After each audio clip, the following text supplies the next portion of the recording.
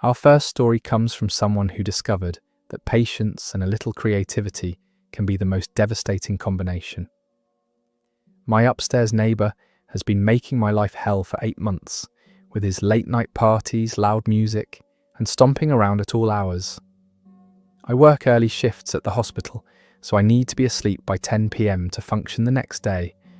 But every single night, without fail, this guy would crank up his stereo around 11 p.m. and have friends over until 3 or 4 in the morning. I tried talking to him politely multiple times. I explained my work schedule and asked if he could keep it down after 10 p.m. on weeknights. He'd nod and agree, then do the exact same thing the next night. So I called the landlord, who said he'd look into it but never followed through. I even called the police a few times, but by the time they showed up, he'd turn the music down and act innocent. The final straw came on a Sunday night when I had to work a double shift starting at 6 a.m. Monday. I was exhausted and desperately needed sleep, but at midnight he decided to have what sounded like a full house party. Bass thumping through my ceiling, people jumping around, shouting, laughing. I went upstairs and knocked on his door for 20 minutes. No answer. That's when I remembered something from my college physics class about resonant frequencies. Every building has natural frequencies that can cause vibrations to amplify dramatically. I did some research and found out that most apartment buildings constructed in the 1980s, like ours, have a resonant frequency around 8 to 12 Hz when you apply the right kind of rhythmic pressure. I ordered a very specific piece of equipment online. It's actually designed for construction work, a pneumatic concrete vibrator that contractors use to settle concrete. But with the right modifications and a timer system, it becomes something much more interesting. I spent 2 weeks carefully mounting this device to my ceiling, right below where his bedroom appeared to be based on the layout of my apartment. I soundproofed my own bedroom and moved my bed to the living room temporarily. Then I programmed the timer system. Every night at exactly 5 a.m, the device would activate for 30-minute intervals. It would send powerful, rhythmic vibrations up through the ceiling at the precise frequency needed to make his entire apartment shake. Not just shake, really shake, like earthquake-level vibrations concentrated in a small area. The first night it activated, I heard him stumbling around upstairs, clearly confused about what was happening.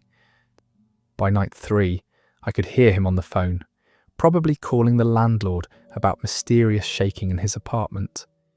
By the end of the first week, he was knocking on doors asking other tenants if they felt earthquakes at 5 a.m.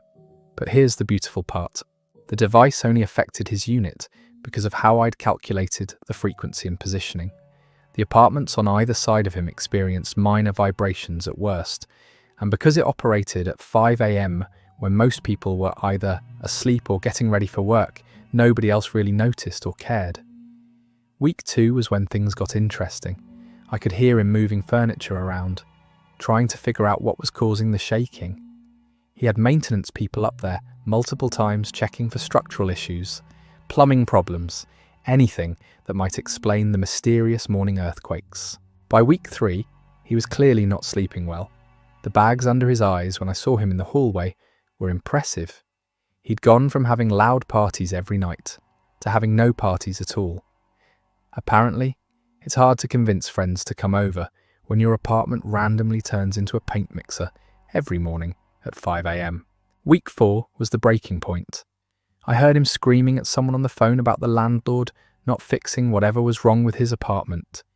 He demanded to be moved to a different unit or he'd break his lease.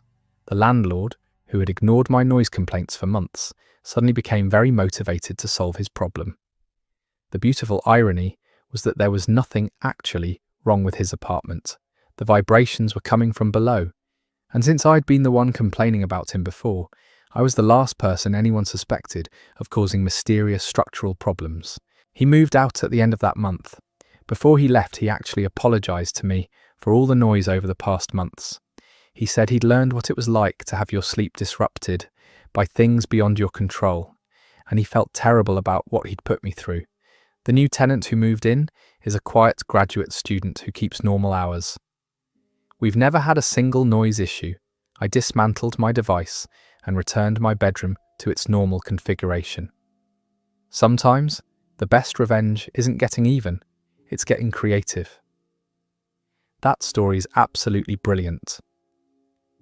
The amount of planning and scientific precision that went into that revenge is honestly impressive. Using physics and construction equipment to create targeted morning earthquakes is next-level petty, and I'm kind of in awe of the commitment. The fact that the neighbour actually apologised at the end makes it feel like a perfect redemption arc. Sometimes, when someone refuses to show basic courtesy, you have to get creative about teaching them empathy. Let's move on to our next story, which shows how sometimes the most satisfying revenge comes from simply letting someone's own actions catch up with them. I worked at a small marketing company where my boss, Patricia, was absolutely terrible to everyone, but especially seemed to have it out for me. She would micromanage every aspect of my work, criticize everything I did in front of other people, and take credit for my successful projects while blaming me for anything that went wrong. The worst part was her habit of scheduling mandatory meetings at 4:30 p.m. every Friday, and then keeping us there until 7 or 8 p.m. discussing things that could have been handled in a 5-minute email. She claimed these late Friday meetings were essential for team building and planning the next week, but really, she just seemed to enjoy having power over our personal time. Patricia also had this thing about being the smartest person in the room. She would interrupt presentations, correct people on minor details, and constantly reference her MBA from some mediocre business school she'd attended 15 years ago. She made it clear that she considered the rest of us beneath her intellectually. About 6 months into working there, I discovered something interesting. Our company had recently implemented a new project management software that tracked everything we did. Time spent on tasks, emails sent, documents created, meeting attendance, everything. Patricia had insisted on this system because she said she needed to monitor productivity and ensure everyone was pulling their weight. What Patricia didn't realise was that the system tracked her activity too. And since I was the one who had been tasked with generating the monthly productivity reports, I had access to everyone's data, including hers. The numbers were fascinating. While she was busy micromanaging everyone else and holding pointless meetings, Patricia was actually doing very little real work. She spent most of her time in meetings she had scheduled herself, sending emails about meetings or creating PowerPoint presentations about the importance of productivity. Her actual billable work for clients was less than half of what any other team member was producing. But the real revelation came when I looked at her email patterns. The system tracked when emails were sent and received, and I noticed something odd. Patricia would often send emails late at night or very early in the morning, clearly trying to create the impression that she was working around the clock. But the system also tracked when documents were actually created or modified. Those late-night emails she was sending, most of them were drafts she had written during normal business hours and scheduled to send later. She was literally staging her own workaholic performance. She'd write an email at 2 p.m, schedule it to send at 11 p.m, then act like she had been working late when people responded the next morning. I started documenting everything. Her actual work output, the time she spent in self-scheduled meetings versus productive work, the email scheduling patterns, everything. I didn't plan to do anything with this information initially. I just found it interesting to see the data behind her management style. Then Patricia made a critical mistake. During one of our Friday afternoon meetings, she announced that the company was implementing a new performance evaluation system. She said that going forward, our raises and job security would be based entirely on measurable productivity metrics. She claimed this was necessary because some team members weren't pulling their weight, and the data would reveal who was really contributing to the company's success. She spent 20 minutes in that meeting talking about accountability, work ethic, and how the numbers don't lie. She said that people who couldn't justify their productivity with hard data might need to find employment elsewhere. The whole time she was looking directly at me and 2 other team members she clearly wanted to get rid of. That's when I realised I had everything I needed. The next Monday, Patricia announced that she would be conducting individual performance reviews based on the productivity data. She scheduled mine for Friday afternoon, clearly planning to use the meeting to build a case for firing me. I spent that week preparing. I created a comprehensive presentation using the same project management software Patricia had insisted we implement. I pulled together 6 months of data showing productivity metrics for every team member, including detailed breakdowns of billable hours, project completion rates, client satisfaction scores, and work efficiency measurements. Friday arrived, and Patricia called me into the conference room with our HR representative present. She had a stack of papers in front of her and was clearly ready to present her case for why I was underperforming and needed to be let go. She started her presentation by talking about the importance of data-driven decision-making and how the numbers would speak for themselves. She pulled up my productivity metrics and began pointing out areas where she felt I was falling short. Then I asked if I could present my own analysis of the data. Patricia looked annoyed but agreed, probably thinking it would be entertaining to watch me try to defend myself. I started by showing the team's overall productivity numbers. Then I broke down individual contributions, starting with the highest performers and working my way down. I showed billable hours, successful project completions, client retention rates, and revenue generation per team member. Patricia's name appeared at the bottom of every single metric, but the real moment came when I showed the email analysis. I had created a chart showing the correlation between when emails were composed versus when they were sent.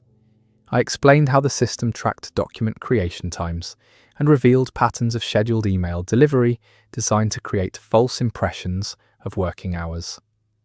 The HR representative was taking notes furiously. Patricia was getting redder and redder as I went through each slide. Then I showed the meeting analysis. I had calculated how much time each team member spent in meetings versus productive work. Patricia had spent 60% of her time in meetings she had scheduled herself, compared to an average of 15% for everyone else. Most of these meetings had no clear agenda or outcomes, and many could have been replaced with brief email communications. The final slide showed the cost analysis. Based on our salaries and time allocation, Patricia's management style was costing the company approximately $40,000 per quarter in lost productivity from unnecessary meetings and administrative overhead. Patricia tried to interrupt several times, but the HR representative asked her to let me finish my presentation. When I was done, there was complete silence in the room. Patricia started to speak, but the HR representative cut her off and said she needed to review all of this data with senior management before any personnel decisions were made. The following Monday, Patricia was called into a meeting with the company president and HR. By Wednesday, she had been placed on administrative leave pending further review. 2 weeks later, she was terminated for mismanagement and creating a hostile work environment. The company promoted one of my colleagues to the management position, implemented more reasonable meeting policies, and gave the entire team raises based on our actual productivity data. Patricia had been so focused on trying to prove that other people weren't working hard enough that she created the perfect system to demonstrate her own incompetence. Sometimes the best revenge is just giving someone enough rope to hang themselves with, especially when they're the ones who insisted on providing the rope. This story is pure poetic justice. Patricia spent so much energy trying to micromanage and intimidate everyone else that she completely exposed her own lack of productivity. The fact that she demanded a data-driven performance evaluation system and then got destroyed by her own data is absolutely perfect. You can't fake work ethic when everything is being tracked, and trying to schedule emails to look like you're working late at night is just embarrassing. She literally built the framework for her own downfall. Our next tale involves someone who learned that messing with people's food is never a good idea, especially when your target has access to industrial kitchen equipment. I worked as a line cook at a high-end restaurant downtown, and we had this server named Brandon, who thought he was hot stuff because He made good tips and drove a nice car. Brandon had this nasty habit of eating food off customers' plates before delivering them to tables. Not just a French fry here and there, but actually taking bites out of steaks, scooping up portions of expensive appetizers, even drinking sips of wine before serving it. The kitchen staff complained to management multiple times, but Brandon was one of their top earners and had somehow convinced the general manager that we were just jealous of his success. He'd laugh about it openly, saying customers never noticed and that we were too uptight about food safety. Things escalated when Brandon started targeting my station specifically. I was the garde-manger, responsible for salads, cold appetizers, and dessert plating. Brandon would come by and grab handfuls of the expensive imported olives I used for antipasto plates, take spoonfuls of the house-made pâté, and even stick his fingers directly into dessert sauces I'd spent hours preparing. When I confronted him about it, Brandon just shrugged and said that's how restaurants work. He claimed he was quality testing everything to make sure it met his standards for his customers. He said if I didn't like it, I could find another job, because servers like him were the reason cooks like me had paychecks. The breaking point came on a busy Saturday night when I watched Brandon take a massive bite out of a $60 Wagyu steak before delivering it to a table celebrating their anniversary. The couple had specifically mentioned it was a special occasion when they ordered. I couldn't stand the thought of these people paying premium prices for food that had been contaminated by this guy's mouth. That's when I decided to get creative with my revenge. I knew Brandon's patterns. He always came by my station around 7 p.m. during the dinner rush to grab whatever looked good. So I started preparing special items just for him. Nothing dangerous or harmful, just extremely unpleasant surprises that would teach him to keep his hands off other people's food. The first trap was elegant in its simplicity. I prepared a small dish of what looked like expensive truffle oil for dipping bread. In reality, it was a mixture of olive oil and liquid smoke concentrates with a few drops of fish sauce. It looked identical to the real thing, but tasted like someone had mixed motor oil with rotting seafood.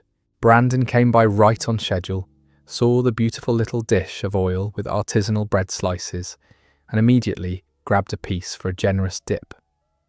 I watched from the corner of my eye as he bit down, and his expression changed from smug satisfaction to absolute disgust.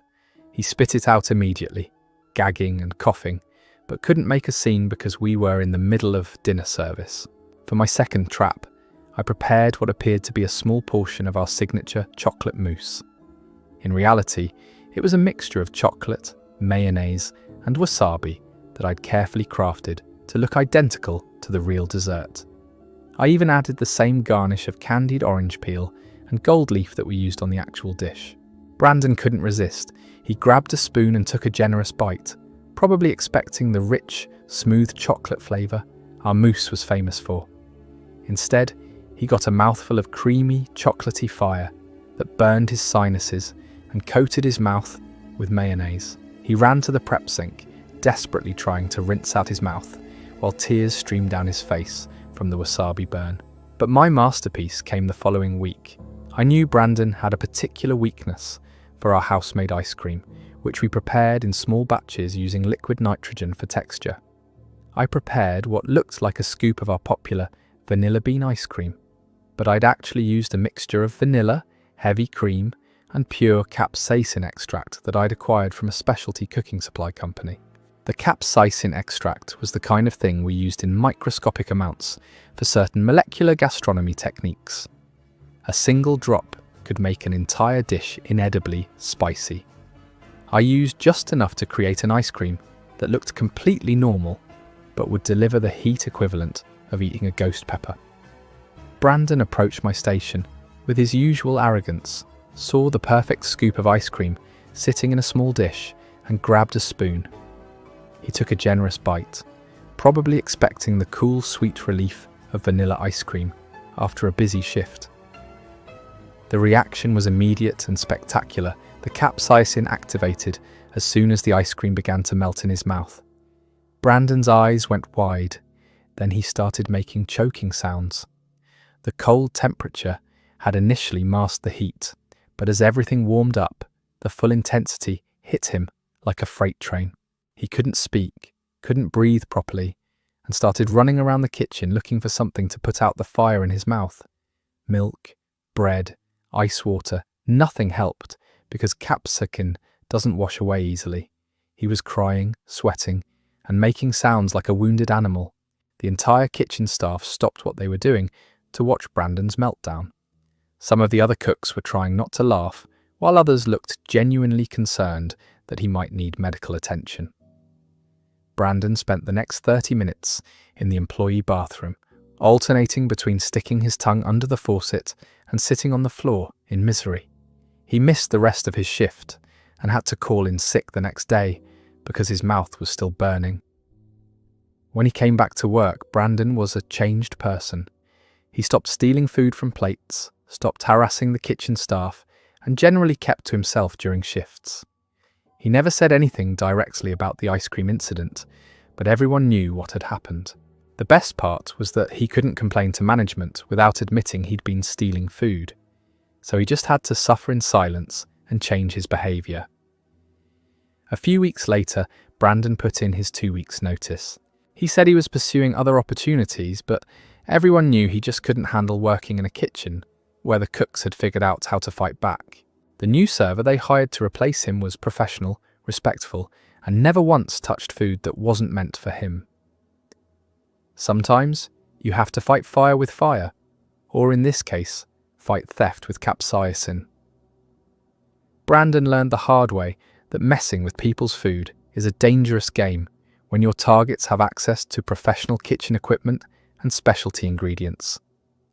The fact that he couldn't even complain about getting his mouth set on fire because it would expose his own theft makes this absolutely perfect. There's something deeply satisfying about watching someone who shows zero respect for food safety get taught a lesson they'll never forget. Let's move to our next story, which proves that sometimes the most devastating revenge comes from simply being better at someone's own game than they are. My roommate Chelsea thought she was a master manipulator who could get away with anything by playing innocent and making other people look like the bad guys. She had this whole routine down where she'd create problems, then act like the victim when people got upset about her behaviour. When we first moved in together, Chelsea seemed sweet and considerate. She'd leave little notes thanking me for cleaning the kitchen, offer to pick up groceries when she went shopping, and always asked before having friends over. I thought I'd lucked out with the perfect roommate situation, but after about 2 months, her real personality started showing. Chelsea would eat my food and then act confused when I asked about it, like she genuinely couldn't remember taking my leftovers or finishing my milk. When I'd get frustrated, she'd tear up and say she felt terrible, that she'd been so stressed with work that she wasn't thinking clearly, and promised to replace everything. She never replaced anything. Chelsea also had this habit of borrowing my clothes without asking. I'd come home to find my favourite sweater crumpled on her floor, or discover that my good jeans had mysterious stains on them. When confronted, she'd act shocked and claim she thought I'd said she could borrow them. She'd apologise profusely and promise to be more careful, then do the exact same thing the next week. The manipulation really ramped up when Chelsea started dating this guy named Trevor. Suddenly, he was at our apartment constantly, using our shower, eating our food, and treating the place like his second home. When I mentioned that having an unofficial third roommate wasn't what we'd agreed to, Chelsea broke down crying and said I was trying to sabotage her first healthy relationship in years. She called her mum while I was in the room, sobbing about how her roommate was being mean to her boyfriend and making her feel unwelcome in her own home. She painted me as this controlling, jealous person who couldn't stand to see her happy. Her mum actually called me later to lecture me about being more supportive of Chelsea's relationship. Things got worse when Chelsea started leaving messes everywhere and blaming them on me. She'd cook elaborate meals with Trevor, leave all the dishes in the sink for days, then act confused when I brought it up. She'd say she thought I had used those dishes too, and that she shouldn't have to clean up after both of us. The breaking point came when I discovered Chelsea had been going through my mail. She'd been opening packages addressed to me, using products I'd ordered, and then resealing the boxes to make it look like they hadn't been tampered with. When I caught her red-handed with a skincare product I'd ordered, she claimed she thought it was something she'd ordered and got delivered to the wrong room by mistake. That's when I realised I needed to document everything and beat Chelsea at her own manipulation game. I started by setting up a small security camera in the common areas of our apartment. It was completely legal since these were shared spaces, and I made sure it didn't point toward any private areas. I told Chelsea I was installing it for general security after some break-ins in the building, and she seemed fine with it. The camera captured everything. Chelsea eating my food, going through my packages, borrowing my clothes, even snooping through my personal items when she thought I wasn't home. But more importantly, it captured her rehearsing her innocent act in front of the mirror before confronting me about various issues. I also started keeping detailed records of everything. Photos of my food supplies before and after Chelsea's raids, screenshots of my online orders and delivery confirmations, receipts for everything I bought for the apartment. I created a spreadsheet tracking every incident with dates, times, and photographic evidence. But the most important thing I did was start recording our conversations. I used a voice memo app on my phone whenever Chelsea came to talk to me about apartment issues. I captured her admitting to things she'd later deny, making contradictory statements, and even practicing her victim routine. After 2 months of documentation, I had everything I needed for the perfect revenge. Chelsea's manipulation finally went too far when she decided to throw a party while I was out of town visiting family.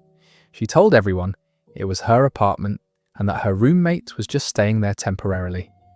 When I came home to find my furniture rearranged, my personal photos taken down, and evidence of a massive party I hadn't consented to, I knew it was time to act. Chelsea immediately went into victim mode. She cried about how she just wanted to celebrate her birthday with friends, how she tried to call me but couldn't reach me, and how she felt like I was treating her like a child instead of an equal roommate. She called her mum again, sobbing about how mean I was being about her birthday celebration. That's when I presented my evidence. I invited both our parents over for a mediation session to resolve our roommate conflicts. Chelsea was thrilled because she thought this would be her chance to convince everyone that I was the problem. She brought her mum, who came armed with a whole speech about how I needed to be more accommodating and understanding. I set up my laptop and started the presentation. First, I showed the security footage of Chelsea going through my packages, eating my food, and borrowing my clothes without permission. Then I played the audio recordings of her admitting to these behaviours in private conversations, followed by recordings of her denying the same behaviours when confronted. I showed the financial breakdown of everything Chelsea had used or consumed without replacing, which totalled over $800 in food, toiletries, and damaged clothing. I presented the photographic evidence of messes she'd left and blamed on me. But the coup de grace was the footage of Chelsea practicing her victim routine in front of the mirror. I had multiple recordings of her rehearsing crying, working on her facial expressions, and even practicing specific phrases she'd later use when confronting me about issues. The room went completely silent as everyone watched Chelsea literally rehearse her manipulation tactics like she was preparing for a performance. Her mum's expression went from righteous indignation to horror as she realised her daughter had been playing everyone, including her. My parents, who had been prepared to mediate a simple roommate dispute, were stunned by the level of calculated deception they were witnessing. Chelsea tried to explain, but every excuse she made just dug her deeper. She claimed the recordings were taken out of context, that I had manipulated the evidence, that she'd been joking around when she practiced those conversations in the mirror, but the evidence was overwhelming and undeniable. Her mum actually apologised to me for the phone call she'd made earlier and said she was embarrassed by her daughter's behaviour. My parents offered to help me find a new living situation if needed. Chelsea moved out 2 weeks later. She couldn't handle living with someone who had completely exposed her manipulation tactics to everyone who mattered to her. Before she left, she actually admitted that she'd never met anyone who was better at playing her own game than she was. The new roommate I found is honest, respectful, and actually contributes to keeping our shared space clean and comfortable. Sometimes the best way to deal with a manipulator is to out-manipulate them with nothing but the truth. This revenge is absolutely masterful because it uses Chelsea's own weapons against her. The security footage of her practicing her victim routine in the mirror is pure gold, especially when presented to her mum, who'd been defending her based on those same rehearsed performances. There's something deeply satisfying about watching a master manipulator get completely dismantled by simple documentation and truth-telling. Chelsea thought she was playing chess while everyone else was playing checkers, but she didn't realise her roommate was actually playing 4D chess. Our next story involves someone who learned that trying to steal credit for other people's work can backfire spectacularly when you don't actually understand what you're stealing. I worked as a junior software developer at a tech startup, and my team lead was this guy named Vincent who had somehow convinced management that he was a coding genius despite barely being able to write basic HTML. Vincent had this habit of taking credit for everyone else's work during meetings, especially mine. The company was working on a major project for a client who wanted a custom inventory management system with real-time data analytics and machine learning predictions for stock optimization. It was complex stuff that required advanced algorithms and database architecture that, frankly, most of the team wasn't qualified to handle. I'd been working on machine learning models in my spare time for years, so I volunteered to tackle the predictive analytics component. I spent 3 months developing a sophisticated algorithm that could analyze sales patterns, seasonal trends, and external market factors to predict optimal inventory levels with 94% accuracy during testing. The system was beautiful. It used ensemble learning methods, combining multiple neural networks with gradient boosting algorithms. And I'd implemented a custom feature engineering pipeline that could process thousands of variables in real time. The client was blown away during the demo and immediately approved the project for full implementation. That's when Vincent struck. During the final presentation to the executive team, he took complete credit for the entire machine learning component. He used technical terms he'd clearly Googled, talked about how challenging it had been to develop the algorithms, and positioned himself as the technical genius who'd made the whole project possible. Management was impressed and Vincent got a promotion to senior team lead, along with a significant raise. Meanwhile, I was told that my contributions had been noted and I'd be considered for advancement in the future. I was furious but didn't know how to prove that the work was mine without seeming petty or causing drama that might hurt my career. Vincent was smart enough to have his name on all the final documentation, and he'd presented everything as his own work so convincingly that even some of my teammates seemed to believe it. That's when I realised Vincent had made a critical mistake.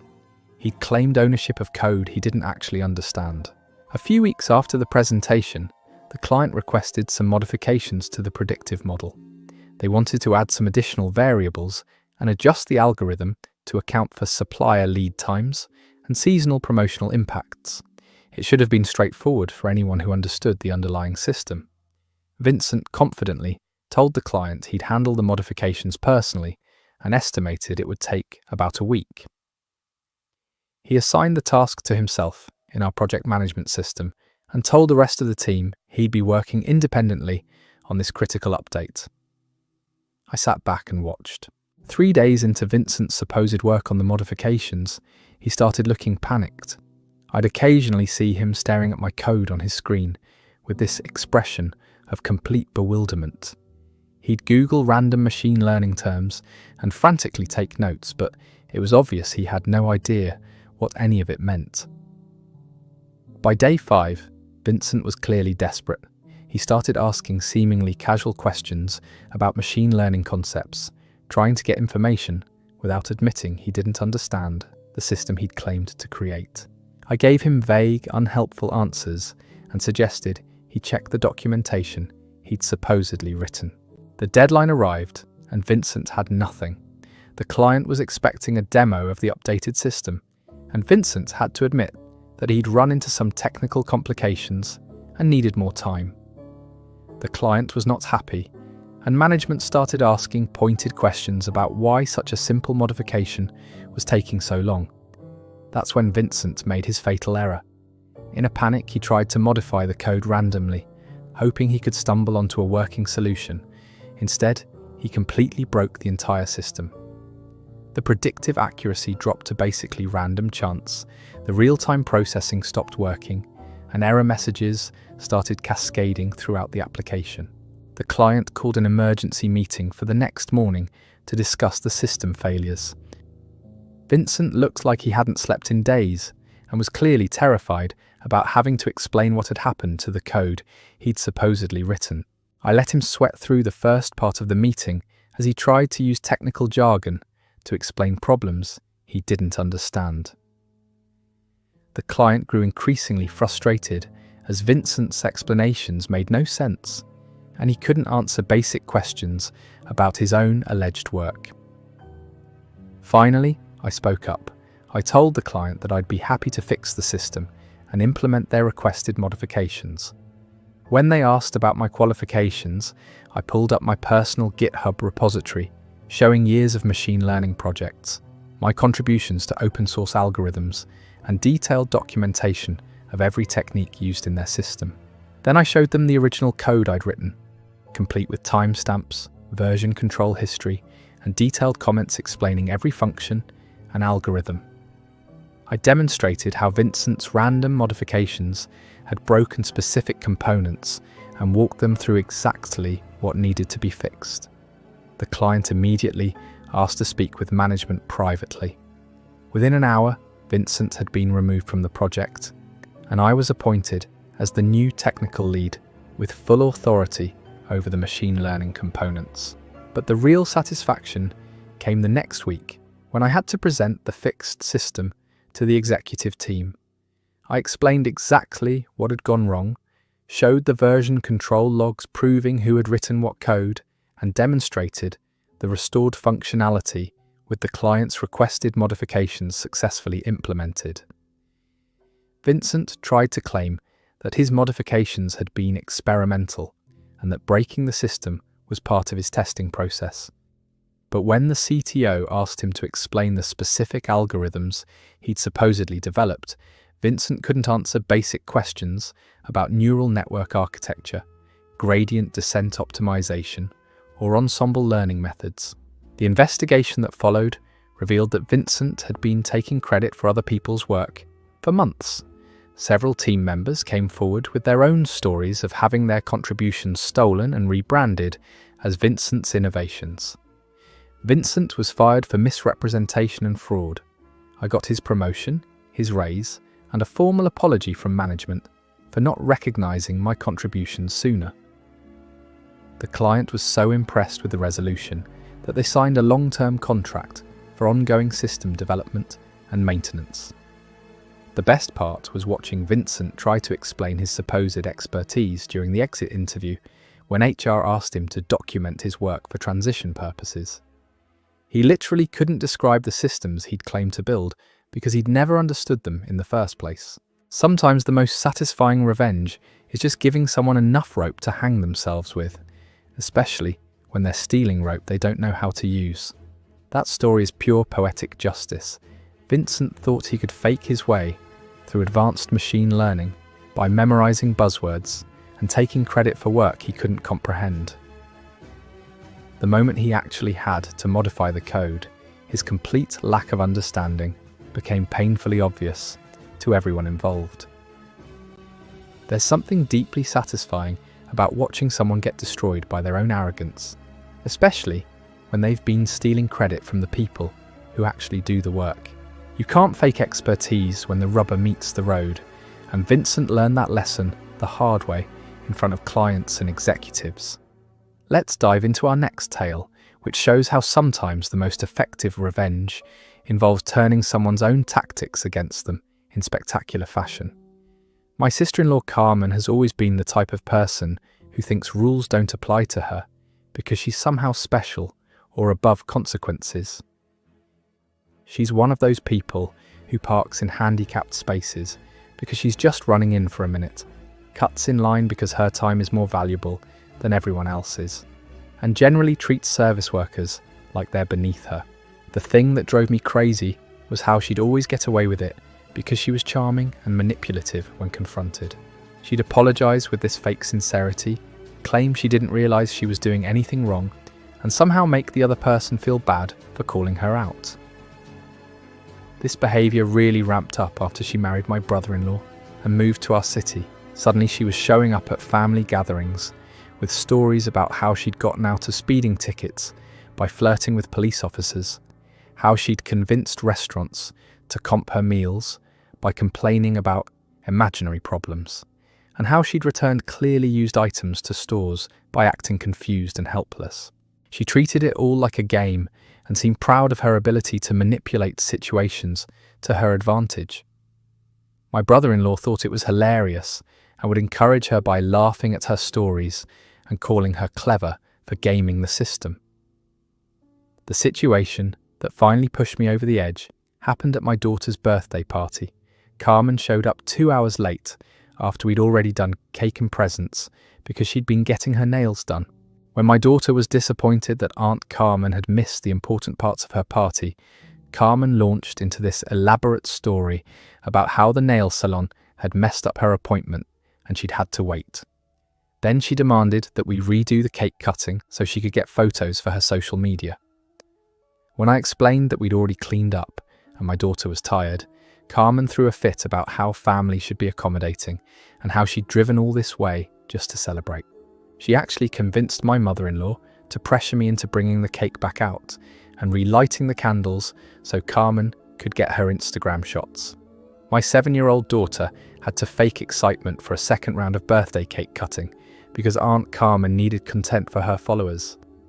That's when I decided Carmen needed to experience what it felt like to be on the receiving end of her own manipulation tactics. I started by studying her methods. Carmen's whole approach relied on being charming and making other people feel like they were being unreasonable for enforcing normal boundaries.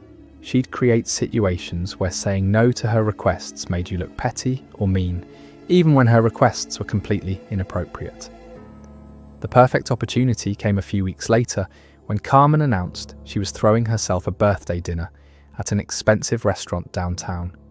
She'd made reservations for 12 people and expected everyone to split the cost of her meal, since she was the birthday girl. This was typical Carmen behaviour. She'd organise events that benefited her and then manipulate everyone else into paying for them.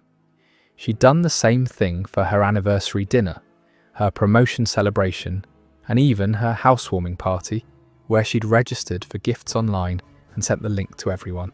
I RSVP'd for the dinner and started planning my revenge. First, I called the restaurant and explained that I wanted to surprise the birthday girl with a special cake. I arranged for them to present an elaborate custom cake during dessert, complete with sparklers and a singing presentation from the waitstaff. The cake cost $200, which I put on my credit card. Then I created a beautiful card, thanking Carmen for being such a generous host and for treating everyone to dinner for her birthday. I made it sound like she was paying for the entire meal as a gift to her family for celebrating with her. The night of the dinner arrived and everything went exactly as planned. Carmen held court all evening, talking about herself, showing off her outfit, and generally expecting everyone to fawn over her for existing another year. When dessert time came, the restaurant staff brought out the massive custom cake with sparklers blazing while singing happy birthday. Carmen was thrilled and immediately started taking selfies and videos for her social media. She thanked me profusely for the beautiful surprise and made a big show of how thoughtful and generous I was. Then the bill arrived. The server placed it directly in front of Carmen, as I'd arranged when I called ahead. The card I'd given her was sitting right next to her plate, clearly stating how wonderful it was that she was treating everyone to celebrate her special day. Carmen's face went white as she looked at the total, 12 people, expensive restaurant, wine, appetizers, entrees, and a $200 custom cake. The bill was over $800. She tried to laugh it off and suggest that everyone split the cost, like originally planned. But I immediately spoke up to thank her again for being such a generous host.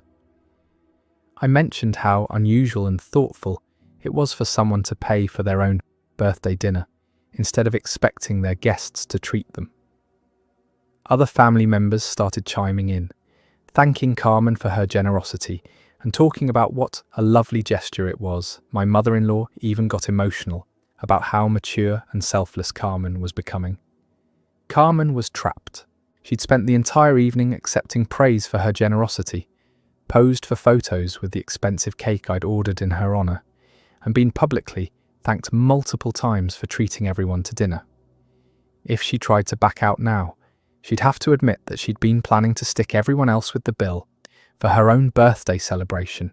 She'd look cheap, selfish, and manipulative in front of the entire family. She had no choice but to pay the full amount. I watched Carmen's face as she handed over her credit card with a forced smile, clearly calculating how much this evening was going to cost her. She'd been hoisted by her own petard, trapped by the same social manipulation tactics she used on everyone else. The best part was that she couldn't even complain about it later, without admitting that she'd never intended to pay for her own birthday dinner. She'd built her entire reputation on being charming and generous, and calling me out for the cake surprise would have revealed her true selfish nature to everyone. From that point forward, Carmen became much more careful about her manipulation tactics around me. She seemed to realize that I understood her playbook and was willing to use it against her when necessary. She still tries her entitled behavior with other people, but she's never again tried to stick me with the bill for her celebrations or manipulate me into accommodating her unreasonable demands. Sometimes the most effective way to deal with a manipulator is to out-manipulate them using their own methods. Carmen learned that evening what it feels like to be trapped by social expectations and forced to pay for someone else's agenda, which was exactly what she'd been doing to other people for years. Carmen got completely outplayed at her own game, and the beauty is she couldn't even complain about it afterward. Getting someone to pay $800 for their own birthday dinner by making them look generous in front of family is masterful psychological warfare. She spent years manipulating people with social pressure and fake charm, then got served the exact same treatment with a $200 cake garnish. The fact that she's still dealing with the consequences of her own tactics months later makes this revenge absolutely perfect. Our next story comes from someone who discovered that trying to sabotage a co-worker's career can backfire spectacularly when your target is more competent than you realized. I worked as a project manager at a mid-sized consulting firm, and there was this guy named Bradley who seemed to think that bringing other people down was the best way to advance his own career. Bradley was one of those people who would smile to your face during meetings but then send emails to management questioning your competence and suggesting that maybe you weren't the right fit for certain projects. The worst part was how subtle he was about it. Bradley never directly accused anyone of incompetence or made obviously malicious statements. Instead, he'd raise concerns about project timelines, suggest that certain team members might be overwhelmed, or recommend that management might want to double-check someone's work to ensure quality standards. It was death by 1,000 cuts, and Bradley had perfected the art of undermining people while maintaining plausible deniability. If anyone confronted him about his behavior, he'd act shocked and claim he was just trying to ensure project success and client satisfaction. I became Bradley's primary target after I was assigned to lead a high-profile project with a major client. The project involved restructuring their entire operational workflow, and successful completion would likely lead to a promotion and a significant bonus. Bradley had wanted that assignment and clearly resented that I'd gotten it instead. The sabotage started immediately. Bradley would schedule conflicting meetings during my client presentations, send emails to my team members expressing concerns about my project timeline, and even contacted the client directly to offer additional support services that weren't part of our original scope.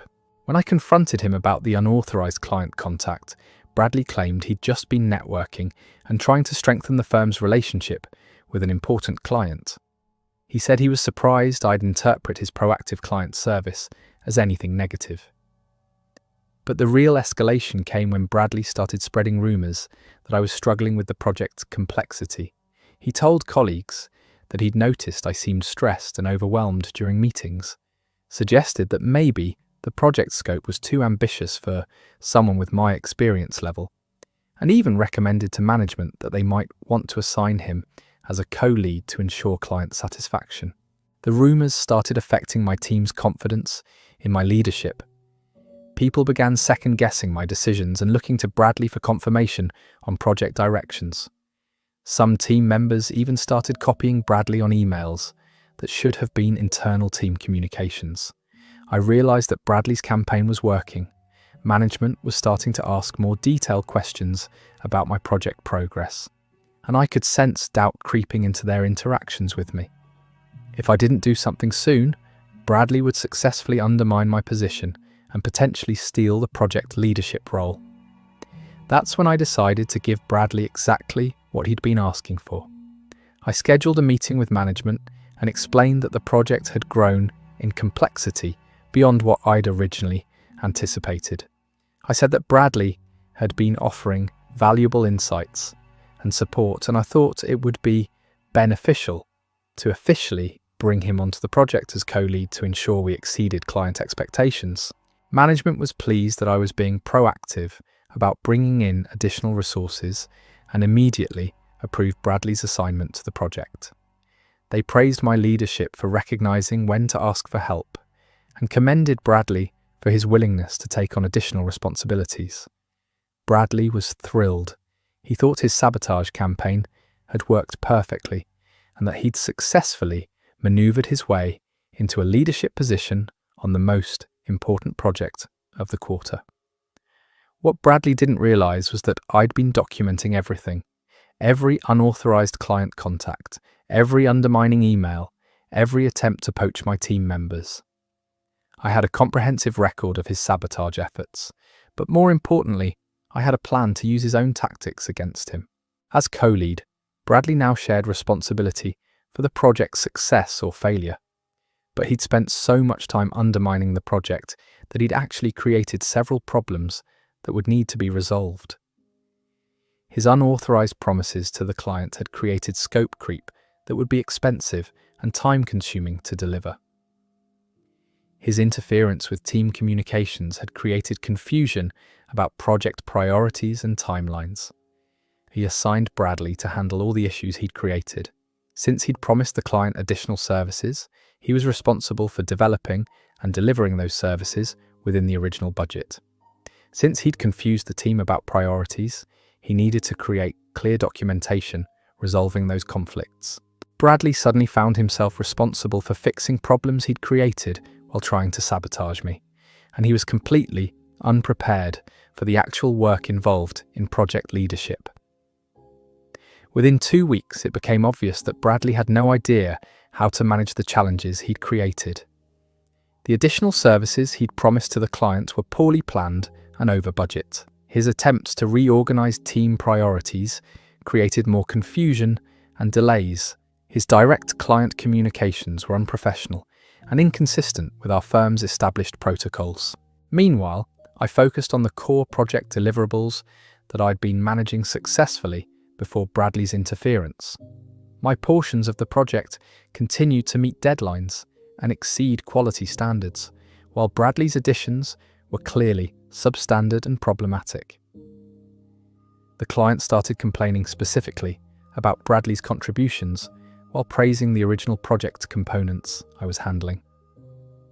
They requested that future communications go through me directly rather than Bradley, and they expressed concerns about the additional services that Bradley had promised but couldn't deliver effectively. Management quickly realized that bringing Bradley onto the project had created problems rather than solving them. They could see that the project had been running smoothly under my sole leadership, and had only developed issues after Bradley's involvement. The final blow came when I presented my documentation of Bradley's sabotage efforts to management. I framed it as a post-project analysis of what had gone wrong and how similar issues could be prevented in the future. I showed how Bradley's unauthorized client contacts had created scope creep, how his team interference had caused delays, and how his undermining communications had damaged team morale and efficiency. I presented it all very professionally, focusing on process improvements rather than personal accusations. But the evidence was overwhelming and clearly demonstrated a pattern of deliberate sabotage disguised as helpful collaboration. Bradley was removed from the project immediately and placed on performance improvement planning. Management apologized for not recognizing his disruptive behavior sooner and commended me for handling the situation professionally despite significant provocation. The project was completed successfully under my sole leadership. The client was extremely satisfied with the results, and I received both the promotion and bonus that had originally been at stake. Bradley's reputation in the company never recovered. Everyone now knew about his sabotage tactics, and other project managers refused to work with him. He was passed over for promotions repeatedly and eventually left the company when it became clear his career there was permanently stalled. The beautiful irony was that Bradley had gotten exactly what he'd been asking for. He'd wanted to be involved in high-profile projects and share leadership responsibilities. But when he finally got those opportunities, he proved that he was completely unprepared for the actual work involved and only capable of tearing other people down rather than building anything himself. Bradley thought he was playing chess while I was playing checkers, but he didn't realize that sometimes the best way to beat a saboteur is to give them exactly what they want and let them destroy themselves with their own incompetence. The rope he'd been weaving to hang me with became his own noose when he actually had to deliver results instead of just creating problems for other people. This is absolutely brilliant because Bradley essentially sabotaged himself by getting what he thought he wanted. He spent so much energy creating problems to make his target look bad that when he finally got promoted to fix those same problems, he was completely out of his depth. The documentation strategy was perfect too, turning all his undermining tactics into evidence of his own incompetence.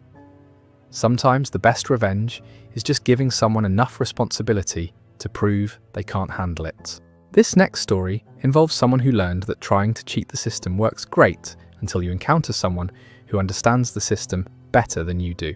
I worked at a small insurance company where this woman named Veronica had figured out how to game our expense reimbursement system. She'd submit receipts for business meals that were actually personal dinners, claim mileage for trips she never took, and even expense personal items by claiming they were office supplies. Veronica was smart about it though. She never got too greedy with individual claims, and she spread her fake expenses across different categories so nothing looked suspicious. She'd submit a fake lunch receipt for $30 here, claim 20 miles of business travel there, expense a pack of pens that was actually mascara somewhere else. Over the course of a year, she was probably stealing around $3,000, but in small enough increments that it flew under the radar. The thing that made me suspicious was how Veronica always seemed to have extra money, despite making the same salary as everyone else. She'd show up with expensive coffee every morning, wore designer clothes that were way above our pay grade, and was always talking about the fancy restaurants she'd been trying. When people asked how she could afford her lifestyle, she'd just say she was really good at budgeting and finding deals. I worked in the accounting department, so I processed everyone's expense reports. After a few months of handling Veronica's submissions, I started noticing patterns. Her business meal receipts were always from restaurants near her apartment, never near client offices. Her mileage claims were often for routes that didn't make sense for actual business travel. Her office supply expenses included items that never seemed to appear in our supply closet. But what really confirmed my suspicions was when I recognized one of her receipts. Veronica had submitted a dinner receipt, claiming it was a business meal with a potential client. The receipt was from a restaurant where I'd seen her having a romantic dinner with her boyfriend the week before. She'd been celebrating their anniversary, posting photos on social media, and clearly wasn't conducting any business meetings. That's when I started paying closer attention to all of her submissions. I cross-referenced her claimed business meetings with our client database and found that half the companies she claimed to be meeting with weren't even our clients. Her mileage logs included trips on days when I knew she'd called in sick. Her office supply receipts had timestamps showing purchases made on weekends when our office was closed. I documented everything for about 6 months, building a comprehensive case showing Veronica's systematic fraud. But instead of reporting her immediately, I decided to use her own tactics against her in a much more creative way. I created a fake expense report in Veronica's name for a business trip that never happened. I made up a client meeting in a city 3 hours away, complete with hotel receipts, meal expenses, and mileage claims. The total was for about $800, which was larger than Veronica's usual individual claims, but not so large as to be obviously suspicious. Then I submitted the fake report through the same channels Veronica used, making it look like she'd filed it herself. I used her login credentials, which I'd observed her entering multiple times, and made sure the formatting and language matched her previous submissions. The fake report sailed through the initial approval process, just like all of Veronica's previous fraudulent claims. But here's where my plan got interesting. I'd specifically designed the fake trip to include several details that could be easily verified and would immediately reveal the fraud if anyone looked closely. The hotel receipt was from a hotel that had been closed for renovations during the dates of the supposed trip. The restaurant receipts were from establishments that didn't exist at the claimed locations.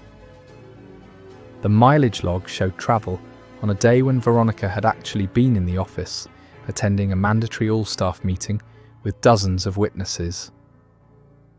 A week after the fake report was processed, I submitted an anonymous tip to our internal audit department. I expressed concerns about potential expense report fraud and suggested they might want to review recent submissions from certain employees. I didn't name Veronica specifically, but I provided enough information to point them in the right direction. The audit team started with the most recent expense reports, which meant they examined my fake submission first. Within hours, they'd identified all the red flags I'd built into the fraudulent report: the closed hotel, the non-existent restaurants, the impossible timeline. Everything immediately screamed fraud. But when they called Veronica in to explain the discrepancies, she couldn't provide any reasonable explanations because she'd never actually filed the report or taken the trip. She had no memory of the supposed client meeting, no backup documentation, and no way to account for the $800 that had been deposited into her account. Veronica's immediate response was to claim that someone else must have filed the report using her credentials. This prompted the audit team to expand their investigation to all of her previous expense submissions. They wanted to determine if this was an isolated incident or part of a larger pattern of fraudulent activity. That's when they discovered everything. 6 months of fake receipts, impossible mileage claims, non-existent client meetings, and systematic theft totaling over $3,000. The audit revealed that Veronica had been running an elaborate expense fraud scheme for almost a year. But the beautiful part was that Veronica couldn't claim innocence about the previous fraud without admitting that she'd lied about not filing the fake report that triggered the investigation. If she acknowledged that someone else had access to her credentials and could file false reports, then all of her previous submissions became suspect. If she maintained that she was responsible for all her expense reports, then she was admitting to the fraud. She was trapped by her own system of deception. The company fired Veronica immediately and pressed criminal charges for embezzlement. She had to pay back all the stolen money plus penalties and ended up with a criminal record that made it nearly impossible to find work in the financial sector. The most satisfying part was watching Veronica try to explain to the police how someone could have filed fake expense reports in her name when she'd been so careful about protecting her login credentials. She couldn't admit that her security was lax without undermining her entire defense, but she also couldn't explain how the fraud had occurred if her credentials were truly secure. Veronica had spent months perfecting a system to steal money from the company, but she'd never considered that the same system could be used to destroy her. She'd gotten so comfortable with filing fraudulent reports that she couldn't distinguish between her own fake submissions and someone else's fake submission designed to expose her. Sometimes the most effective way to catch a thief is to use their own methods to set a trap they can't escape from. Veronica learned that when you build a career on deception, eventually that deception becomes a prison of your own making. That story is absolutely diabolical in the best possible way. Using someone's own fraud system to create a fake report that exposes their entire operation is pure genius. Veronica got caught in a logical trap where any explanation she gave would incriminate her further. The fact that she'd been so careful and methodical about her theft made it impossible for her to defend herself when the tables turned. Sometimes the most elaborate schemes fall apart because they're too complicated for their creators to navigate when questioned. And that's where we'll pause tonight's collection of revenge stories. These tales of perfectly orchestrated payback should give you plenty to think about as you drift off to sleep.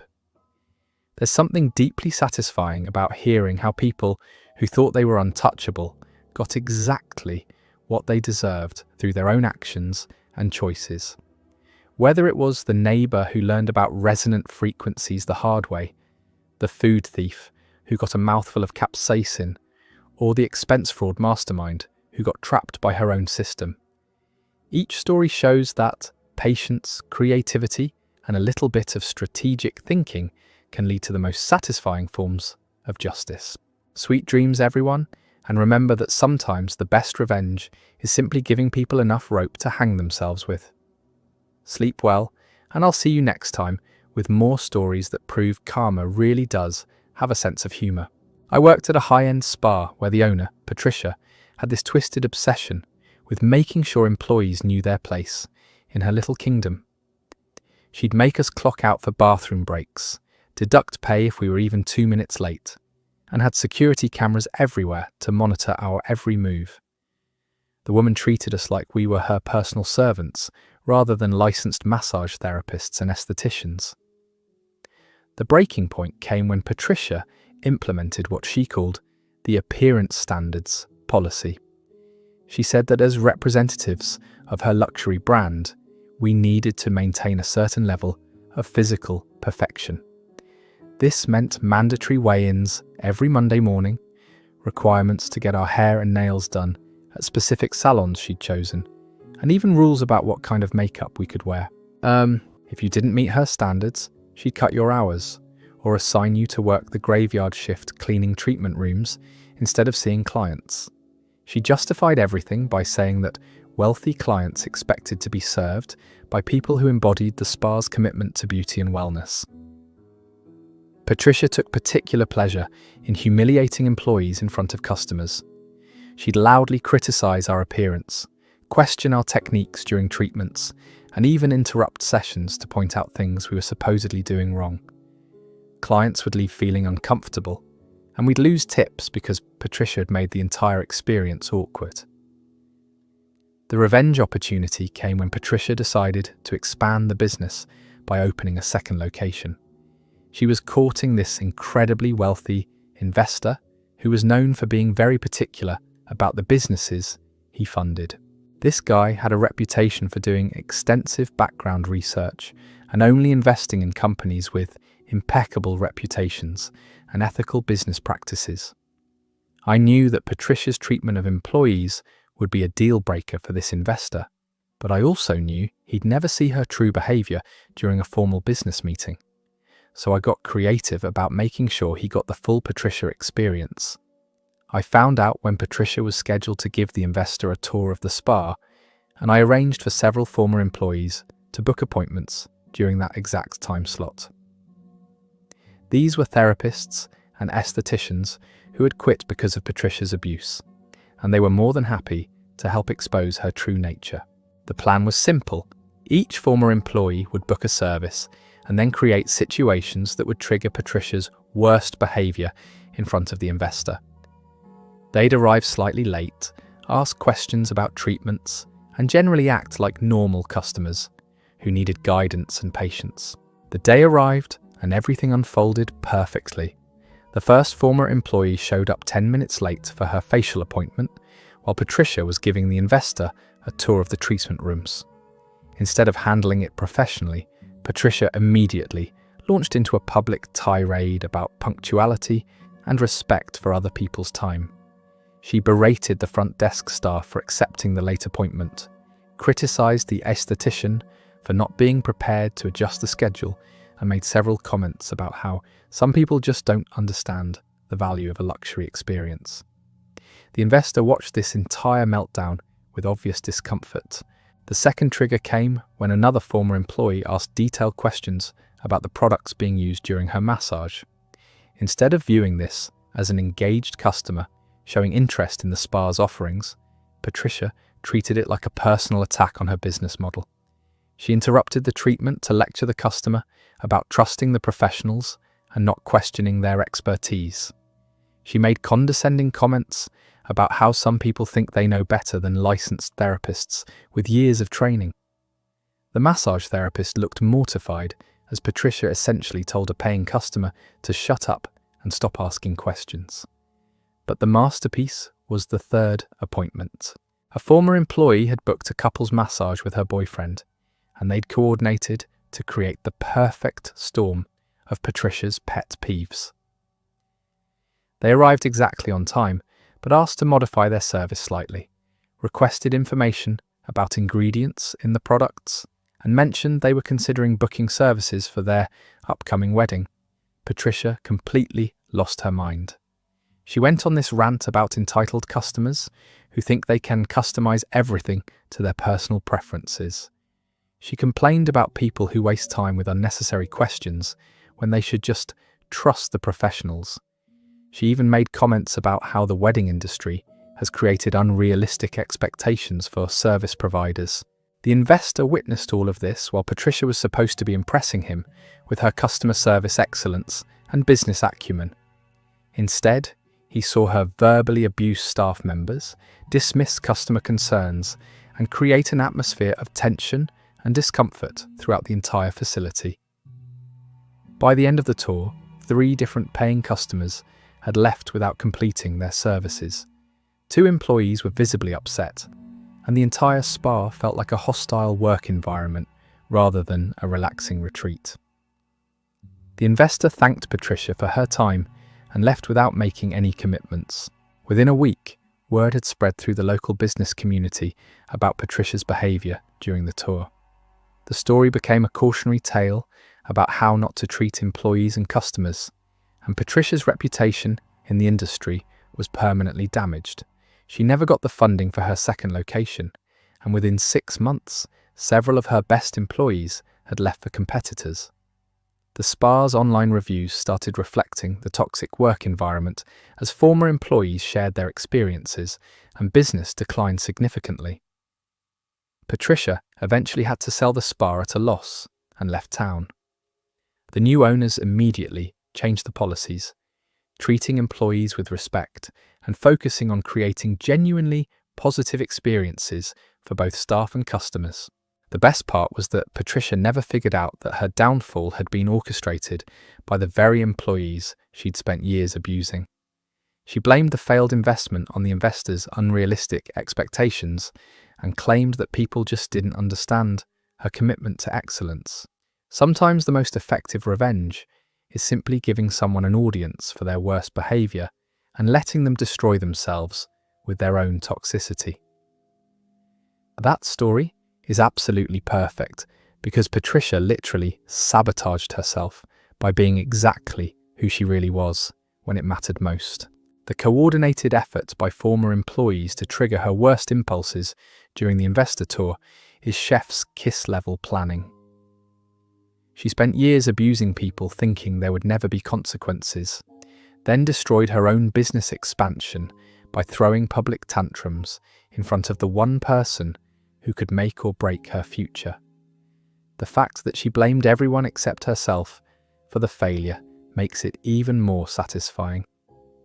Our next story comes from someone who discovered that trying to steal a promotion through office politics can backfire spectacularly when your target documents everything. I worked in the marketing department of a mid-sized company, and there was this woman named Brenda who had convinced herself that she deserved every promotion, raise, and opportunity that came available. The problem was that Brenda's work quality was mediocre at best, but she made up for it by being incredibly skilled at taking credit for other people's successes and deflecting blame for her own failures. Brenda had this whole system worked out where she'd volunteer to collaborate on high-visibility projects, then position herself as the lead contributor when presenting results to management. She'd speak first in meetings, use confident language about her strategies and her analysis, and somehow make it seem like other people had just been helping implement her vision. The real issue started when a senior marketing manager position opened up. It was a significant promotion with a substantial salary increase, and everyone knew it would likely go to either me or Brenda, since we had the most relevant experience. I'd been with the company longer and had a stronger track record of successful campaigns, but Brenda had been more visible with management due to her self-promotion tactics. That's when Brenda's sabotage campaign began in earnest. She started scheduling meetings with key stakeholders during times when I was unavailable, making it look like I wasn't engaged with important projects. She'd send follow-up emails summarizing these meetings that positioned her as the primary point of contact and decision-maker, while making it seem like I was just peripherally involved. Brenda also began subtly undermining my work during team meetings. She'd ask pointed questions about my project timelines, suggest that my strategies might be too risky for conservative clients, and offer to take on additional responsibilities to ensure quality standards were met. She was essentially campaigning for the promotion by making me look unreliable and herself look indispensable. The final straw came when I discovered that Brenda had been taking credit for a major campaign I'd developed entirely on my own. She'd presented my strategy to the executive team as her own work, complete with my research, my creative concepts, and my implementation timeline. When the campaign succeeded and generated significant new business, Brenda positioned herself as the mastermind behind the company's marketing breakthrough. That's when I realized I needed to fight back, but I decided to use Brenda's own tactics against her in a much more systematic way. I started documenting everything, every email exchange, every meeting where Brenda took credit for other people's work, every instance of her undermining colleagues or misrepresenting project contributions. I created a detailed timeline showing patterns of behavior that went back over 2 years. But more importantly, I began setting traps. I knew Brenda couldn't resist taking credit for successful projects, so I started creating situations where her theft would be impossible to deny. I developed a marketing proposal for a potential new client, but instead of sharing it through normal channels, I only discussed it in a meeting where I made sure to have detailed notes and witnesses. I presented it as a preliminary concept that I was still developing and asked for input from the team. Brenda immediately started suggesting modifications and improvements, trying to insert herself into the creative process. But I made sure that all her suggestions were documented with timestamps and attribution, so there would be a clear record of who contributed what to the final proposal. Then I scheduled a presentation to management, where Brenda would have the opportunity to present our collaborative work to the executive team. I knew she wouldn't be able to resist positioning herself as the lead contributor, especially with such a high visibility opportunity. The presentation went exactly as predicted. Brenda spoke first, outlined the strategy as if it was primarily her creation, and took credit for the research and analysis I'd spent weeks developing. She presented my work confidently and competently, making it clear to everyone in the room that she considered herself the architect of the entire proposal. That's when I played my hand. I thanked Brenda for her presentation and mentioned that I'd like to add some context about the development process. Then I pulled out my documentation, showing the complete timeline of how the proposal had been created. I showed emails proving that I'd developed the initial concept independently, meeting notes demonstrating that Brenda's contributions had been minor suggestions rather than foundational elements, and timestamps showing that the bulk of the work had been completed before Brenda was even involved in the project. But the real revelation came when I presented my evidence of Brenda's pattern of taking credit for other people's work. I showed multiple instances where she'd appropriated colleagues' ideas, research, and strategies, presenting them as her own contributions to various projects. The executive team was stunned. They'd been impressed by what they thought was Brenda's innovative thinking and leadership potential, but now they realised that most of her apparent successes had been built on stolen work from other team members. The investigation that followed revealed that Brenda had been systematically taking credit for other people's contributions for years. Multiple colleagues came forward with their own stories of having their work appropriated and their contributions minimised in favour of Brenda's self-promotion. Not only did Brenda not get the promotion, she was placed on performance improvement planning and eventually terminated for misrepresenting her contributions to company projects. The promotion went to me along with a formal apology from management for not recognising the true source of the work they'd been praising. The most satisfying part was that Brenda had been hoisted by her own petard. Her compulsive need to take credit for successful projects had made her predictable and easy to trap. She'd walked directly into a situation where her theft was documented and undeniable, and she'd done it in front of the very people she'd been trying to impress. Brenda had spent years building a reputation based on other people's work, but when she finally got caught, that entire house of cards collapsed in a single meeting. Sometimes the best way to expose a fraud is to give them exactly the kind of opportunity they can't resist, and then document everything they do with it. The poetic justice here is incredible, because Brenda literally stole her way into exposing herself. She was so addicted to taking credit for other people's work that she walked straight into a trap designed around that exact weakness. Watching someone's entire career crumble because they couldn't resist one more theft is deeply satisfying. The systematic documentation turning her own tactics against her makes this revenge absolutely perfect.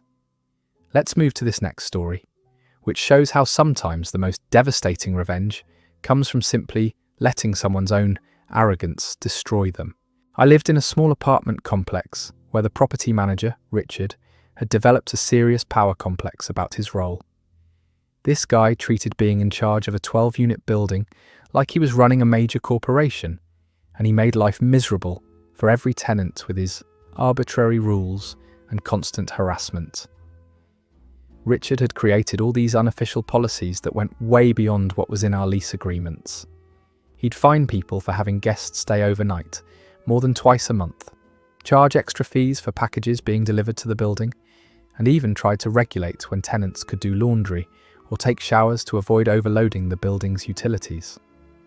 The worst part was how he'd conduct surprise inspections of apartments under the guise of maintenance checks.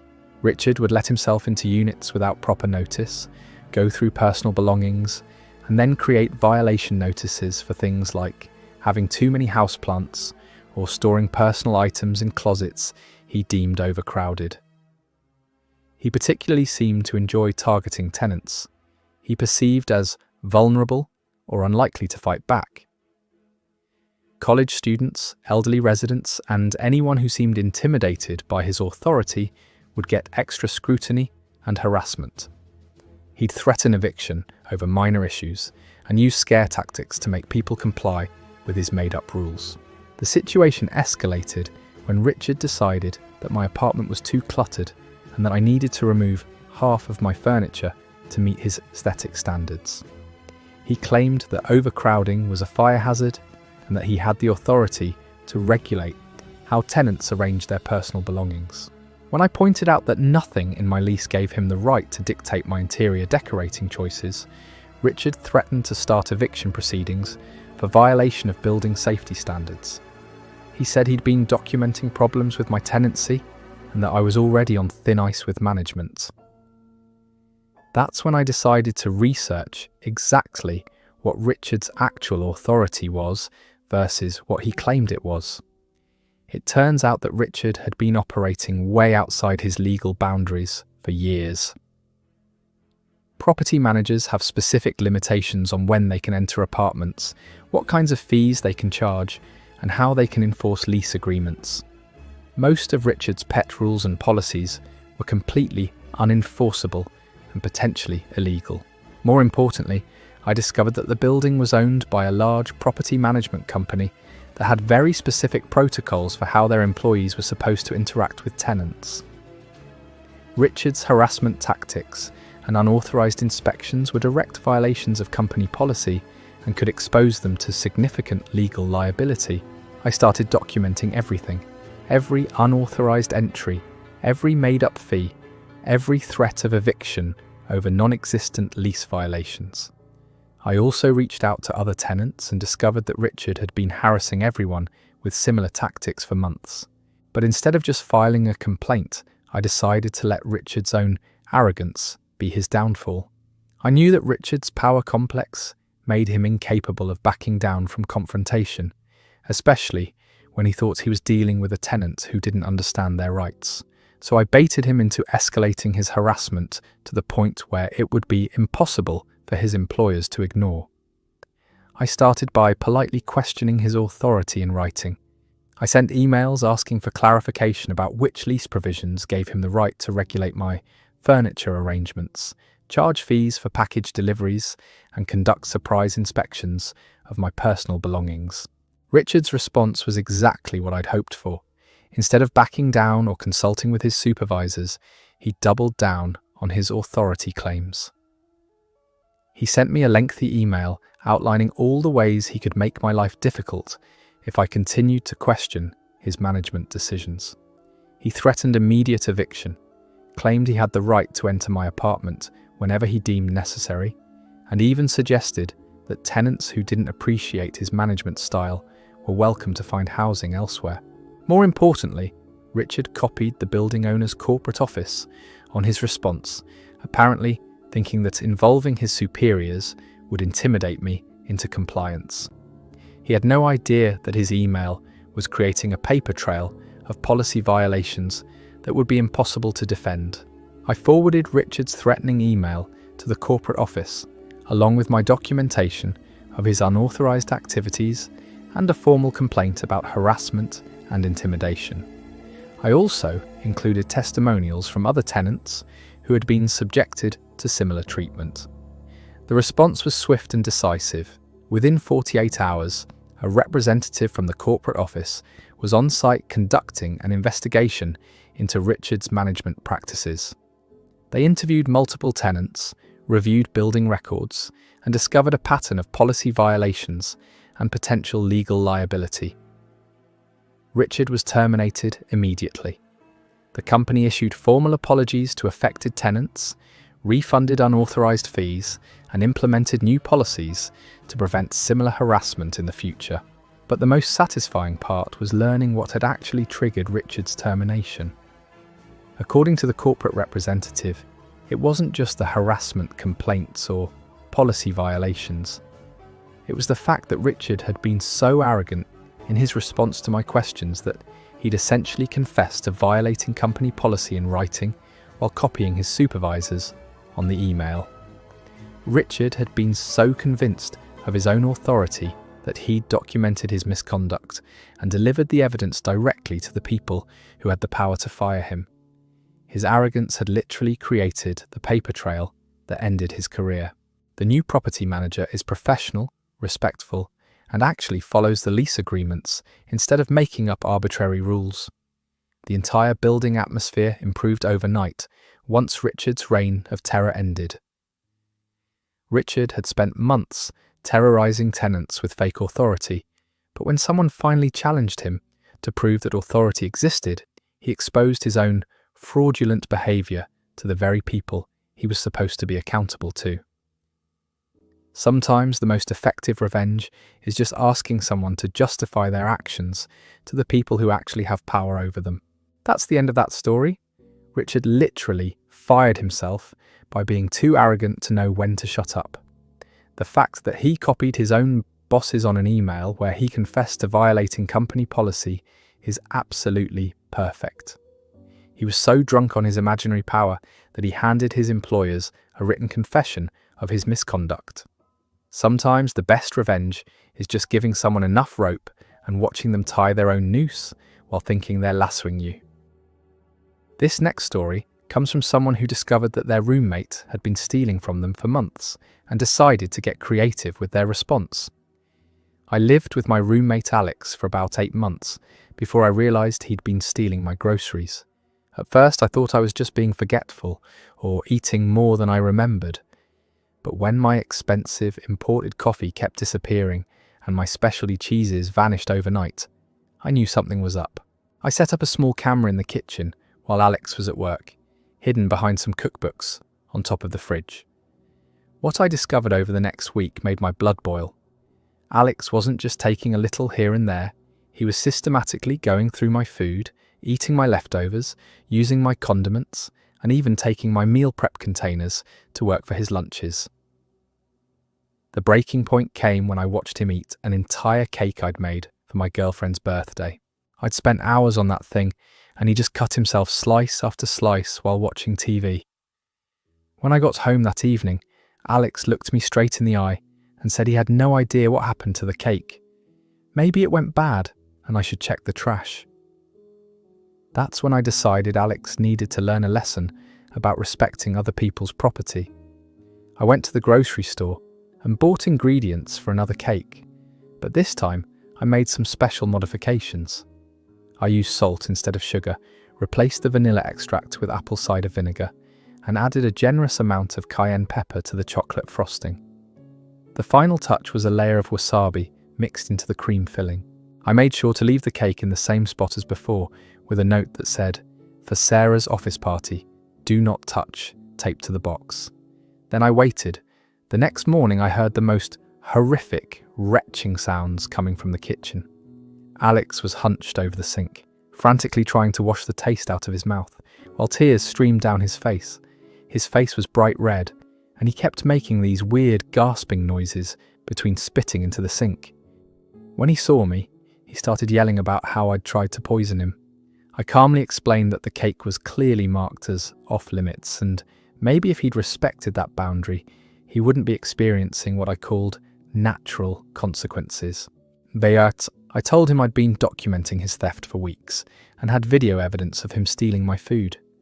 Alex tried to argue that roommates sharing food was normal, but I pulled out my phone and showed him a compilation video I'd made of all his theft. There he was, eating my pizza at midnight, finishing my orange juice straight from the container, and yes, devouring the entire birthday cake I'd made for someone else. The confrontation escalated when Alex threatened to call the police about the poisoned cake. I pointed out that calling the police would mean admitting he'd stolen clearly marked food that didn't belong to him, and that my special ingredients were all perfectly legal food items. I also mentioned that I had documentation of hundreds of dollars worth of groceries he'd stolen over the months. Alex moved out 2 weeks later, but not before I presented him with an itemized bill for all the food he'd taken. I'd calculated the cost of every meal, every snack, every condiment, and even the electricity used to refrigerate the items he'd stolen. The total came to just over $400. He initially refused to pay, claiming I was being ridiculous and vindictive, so I told him I'd be happy to take the matter to small claims court, where I'd present my video evidence and detailed expense records. I also mentioned that I'd reached out to his workplace HR department to let them know he'd been bringing stolen food for his work lunches, since technically that made him a thief in a professional environment. Alex paid me the full amount the next day and couldn't make eye contact during the entire transaction. He also left behind about $50 worth of groceries that I'm pretty sure he'd bought as some kind of peace offering, though he never actually apologised. The best part was that after he moved out, I found out from our mutual friends that Alex had been complaining to everyone about his crazy roommate who tried to poison him. But when people asked for details, his story fell apart pretty quickly. Hard to maintain the victim narrative when you have to explain that you got sick from stealing someone else's food. My new roommate is great, and more importantly, my groceries actually last as long as they're supposed to now. That story's over, and honestly, the patience required to document months of theft just to serve the perfect revenge cake is incredible. The itemized bill and HR threat were brilliant moves that turned the tables completely. Some people really don't understand that actions have consequences until those consequences have a taste of wasabi and cayenne pepper. Let's move to our next story, which involves a neighbor who thought they could get away with some pretty outrageous behavior until someone decided to fight fire with fire. My neighbor Patricia has always been what I'd politely call particular about her property. She's the type of person who measures grass height with a ruler and leaves passive-aggressive notes about parking that's technically legal, but not to her personal standards. I'd been tolerating her quirks for about 2 years when she decided to escalate things dramatically. It started when I got a new puppy, a golden retriever named Buster, who was about 4 months old when this all went down. Buster is incredibly well behaved, never barks excessively, and I always clean up after him immediately. But Patricia apparently decided that having a dog next door was somehow affecting her property values. The first sign of trouble was when she started complaining to the homeowners association about excessive pet noise during what she called quiet hours. The thing is, our HOA doesn't have specific quiet hours for pets, and Buster rarely barks except when someone comes to the door. But Patricia was filing formal complaints twice a week, demanding documentation of when my dog made noise and what I was doing to address it. Then she installed a decibel meter pointed toward my yard and started keeping a log of any sounds coming from my property. She'd record things like dog walking across deck, 45 decibels, and owner talking to dog in backyard, 38 decibels.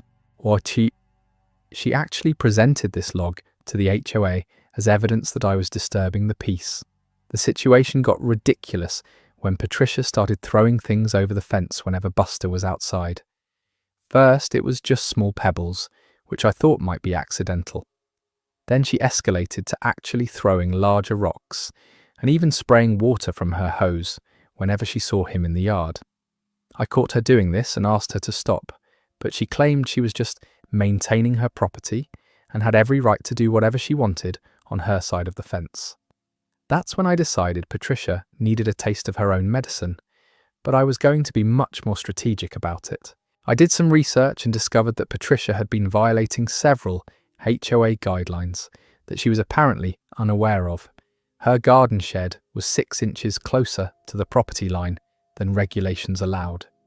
She had an unauthorized satellite dish on her roof that wasn't properly permitted, and most importantly, she'd been operating what was essentially a small business out of her home, selling handmade crafts online without declaring it to the HOA as required. I started documenting everything with the same obsessive detail Patricia had been using against me. I measured her shed placement with a surveyor's tape and took photos from multiple angles. I researched the satellite dish installation requirements and confirmed hers didn't meet the guidelines. I even found her online craft business and documented her sales volume and shipping activities. But I didn't stop there. I also discovered that Patricia's beloved garden, which she was incredibly proud of, was actually extending about 8 inches onto community property. She'd been maintaining this area for years, apparently assuming it was part of her lot, but the actual property markers showed she was technically trespassing on HOA common space. I compiled all of this information into a detailed report, complete with measurements, photographs, and relevant HOA policy citations. Then I submitted formal complaints for each violation, using the exact same language and format Patricia had been using against me. The HOA response was swift and comprehensive. Patricia received violation notices for her shed placement, unauthorized satellite installation, unpermitted business operation, and encroachment on common property. Each violation came with specific deadlines for correction and potential fines for non-compliance.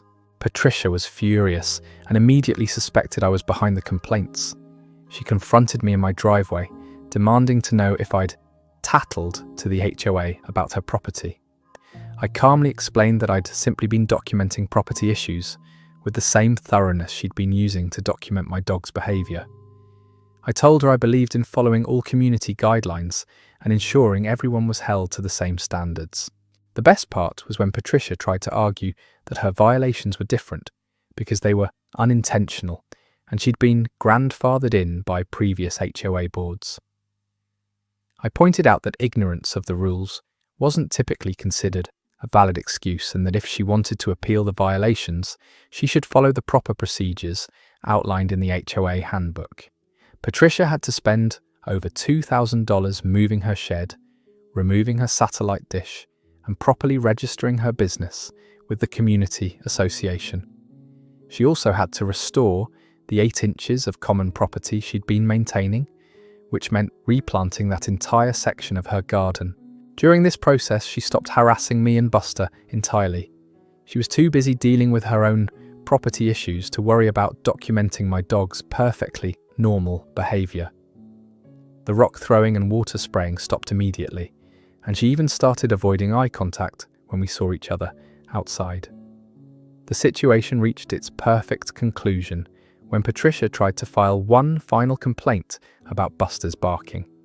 The HOA board, who were now very familiar with Patricia's pattern of excessive complaints and her recent violation history, dismissed her complaint and actually issued her a warning about filing frivolous reports. Patricia moved away about 6 months later, apparently deciding that our neighbourhood wasn't the right fit for her particular management style. The new neighbours are lovely people who actually enjoy seeing Buster play in the yard. That story is over.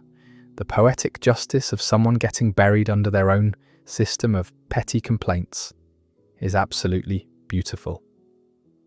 Patricia learned the hard way that if you're going to weaponize HOA rules against your neighbours, you better make sure your own property is completely compliant first. Sometimes the best revenge is simply holding people to their own standards. Our next story takes us into the workplace, where someone discovered their colleague was taking credit for their work and decided that turnabout is fair play. I work in marketing for a mid-sized tech company, and for the past year, I'd been dealing with a co-worker named Brandon, who had a serious problem with taking credit for other people's ideas. Brandon was one of those smooth-talking guys who was great at presenting, but terrible at actually doing the creative work. He'd been coasting on other people's efforts for months before I became his primary target. It started small. I'd mention an idea in a team meeting, and Brandon would later present it as his own to our manager. When I called him out privately, he'd claim he'd been thinking about the same thing and that great minds think alike. But it escalated when he started taking credit for entire campaigns I'd developed. The breaking point came when I spent 3 weeks developing a comprehensive social media strategy for a major product launch. I'd done market research, created content calendars, designed mock-ups, and even written sample copy for all the posts. I was planning to present it to the leadership team the following Monday. That Friday, I got sick with food poisoning and had to call in. When I came back on Monday, I discovered that Brandon had presented my entire strategy to the leadership team, claiming he'd been working on it for weeks. He even used my exact slides and copy, just with his name on them instead of mine. The leadership team was impressed, and Brandon received recognition for what they called innovative thinking and strategic vision. Meanwhile, I had to sit there and watch him accept praise for work I'd done, while suffering through stomach cramps and fever all weekend. When I confronted Brandon privately, he had the audacity to suggest we'd been collaborating on the project and that he'd simply taken initiative when I was unavailable. He said that in team environments, it's sometimes unclear who contributes what, and that I should be happy the project was moving forward successfully. That's when I realised Brandon needed to learn a very public lesson about intellectual property and professional ethics. I started planning my revenge carefully. First, I gathered evidence of all the times Brandon had stolen credit for my work. I had email drafts, file creation timestamps, and even some recorded team meetings where you could hear me proposing ideas that Brandon later claimed as his own.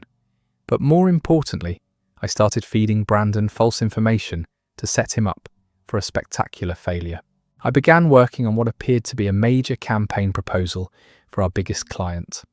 I made sure Brandon knew I was working on something important by leaving documents visible on my desk and taking calls about the big presentation where he could overhear. I even mentioned to a trusted co-worker that I was developing a game-changing strategy that could revolutionize how we approached this particular client. The fake campaign I created was professionally presented, but fundamentally flawed in ways that would only become obvious to someone with deep knowledge of the client's actual needs and restrictions.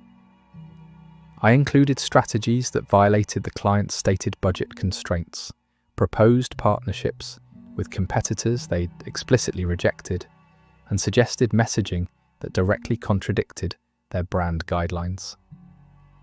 I made sure to leave this fake presentation on my computer over a long weekend when I knew Brandon would have access to the office. Sure enough, when I came back, I could tell from my computer's browser history that he'd accessed my files and spent considerable time reviewing the presentation. 2 weeks later, Brandon requested a meeting with the leadership team to present what he called a revolutionary approach to our biggest client relationship. I made sure to attend this meeting as a regular team member, not indicating that I had any special knowledge of what he was about to present. Brandon's presentation started strong.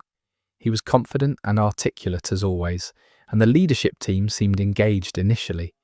But as he got into the specifics of the strategy, I could see confusion starting to spread across their faces. The client's account manager was the first to speak up. She pointed out that the proposed budget was nearly 3 times what the client had allocated, and that several of the suggested partnerships were with companies the client considered direct competitors. The creative director noted that the messaging strategy directly contradicted brand guidelines they'd spent months developing with the client.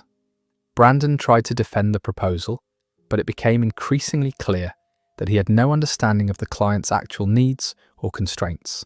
When pressed for details about his research process, he couldn't provide specifics. When asked about alternative approaches, he had no backup plans. The meeting ended with the leadership team expressing serious concerns about Brandon's understanding of our client relationships and strategic thinking abilities.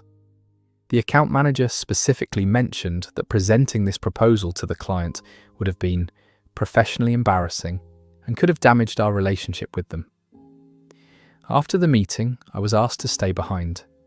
The leadership team wanted to know if I had any insights into why Brandon's usually solid work had been so far off the mark. I explained that while I couldn't speak to Brandon's research process, I'd be happy to develop an alternative proposal that actually addressed the client's stated needs and constraints. Within a week, I'd presented a real strategy that the leadership team loved and the client approved enthusiastically. The contrast between my thorough, client-focused approach and Brandon's disconnected proposal was stark and obvious to everyone involved. Brandon was quietly moved to a different team where his work could be more closely supervised. He never directly confronted me about the fake presentation, but I could tell from his behavior that he suspected I'd set him up. The beautiful part was that he couldn't complain without admitting he'd stolen what he thought was my work. My manager later told me that the incident had raised serious questions about Brandon's judgment and integrity, and that my ability to quickly develop a successful alternative strategy had demonstrated the kind of strategic thinking they wanted to see more of. I got promoted 3 months later, partly based on the success of that client campaign and my demonstrated ability to understand complex client needs. Brandon left the company about 6 months after that, apparently deciding that our workplace culture wasn't the right fit for his working style. That story is over. The level of strategic thinking required to create a fake presentation that would expose someone's theft while demonstrating your own competence is genuinely impressive. Brandon learned that when you steal someone's work, you better make sure you actually understand what you're stealing. Sometimes the best trap is one that looks exactly like what someone wants to take. Let's dive into our next story, which shows what happens when someone tries to take advantage of a person's generosity and discovers that kindness has limits. I used to be the kind of person who would bend over backward to help anyone who asked. My friends always said I was too generous for my own good, but I genuinely enjoyed being able to make other people's lives easier. That philosophy worked fine until I met my former friend Melissa, who taught me that some people will take everything you're willing to give and then demand more. Melissa and I became friends when she started working at the coffee shop I frequented every morning. She was going through a rough patch after her divorce, struggling to make ends meet with her part-time barista job while taking night classes to finish her degree. I felt bad for her situation and started leaving bigger tips, bringing her lunch occasionally and offering rides when her car was in the shop. Over time, our friendship developed outside of the coffee shop. Melissa was funny and seemed genuinely appreciative of the help I provided. When she mentioned struggling with rent, I offered to lend her money to get caught up. When her laptop died during finals week, I let her borrow mine for 2 weeks while she saved up for a replacement. When she needed professional clothes for job interviews, I took her shopping and covered the cost. Each time Melissa needed help, she'd promise to pay me back or return the favour when she got back on her feet. She was always grateful and made it clear that my generosity meant everything to her. I genuinely cared about her success and was happy to invest in helping a friend achieve her goals. The problem was that Melissa's requests kept getting bigger and more frequent. What started as occasional small favours evolved into regular expectations for financial support, transportation, and personal assistance. She'd text me at all hours, asking for rides, money, or help with various crises that always seemed urgent and unavoidable. When Melissa finally graduated and got a decent job, I expected the constant requests to slow down. Instead, they intensified. She'd ask me to cover dinner bills because she was still adjusting to her new budget. She'd need loans for security deposits, car repairs, and medical bills. She'd want me to help her move apartments, watch her cat when she travelled, and provide free graphic design work for her side projects. The breaking point came when Melissa asked if she could stay at my house for a few days while her new apartment was being prepared. Those few days stretched into 3 weeks, during which she treated my home like a free hotel. She'd invite friends over without asking, leave messes for me to clean up, and use my car whenever she felt like it. When I finally asked Melissa about her timeline for moving out, she got defensive and said she thought I enjoyed having company. She pointed out that she'd been helping with groceries and utilities, though her contributions were minimal compared to what she was consuming. She said she'd expected more understanding from someone who claimed to be her friend. That's when I realised Melissa had never actually viewed our relationship as friendship. To her, I was a resource to be managed and exploited. Every conversation we'd ever had was her assessing what she could get from me next. Her gratitude was performative, designed to keep me providing whatever she needed. I told Melissa she needed to find alternative housing by the end of the week. Her response was to accuse me of being selfish and abandoning her when she needed support. She said she'd thought I was different from other people, but that I was just another fair-weather friend who only cared about helping when it was convenient. When Melissa realised I was serious about the deadline, she shifted tactics and started trying to guilt-trip me. She brought up every favour I'd ever done for her, claiming that kicking her out would waste all the investment I'd made in her success. She said she'd always planned to pay me back for everything once she was more established, but now she wouldn't be able to because I was forcing her into financial crisis. Melissa moved out that weekend, but not before trying one final manipulation. She left a note saying she was disappointed to learn what kind of person I really was, and that she hoped I'd be happy knowing I'd chosen money over friendship. She said she'd learned a valuable lesson about trusting people who only help others to feel superior. The real lesson came a few weeks later when I ran into Melissa's former co-worker from the coffee shop. She mentioned that Melissa had been telling everyone a very different version of our friendship. According to Melissa's story, I'd been possessive and controlling, demanding constant attention and getting jealous when she tried to become independent. The co-worker also mentioned that Melissa had been pulling the same routine with several other people. She'd develop friendships with generous individuals, slowly escalate her requests for help, and then move on to new targets when her current benefactors set boundaries.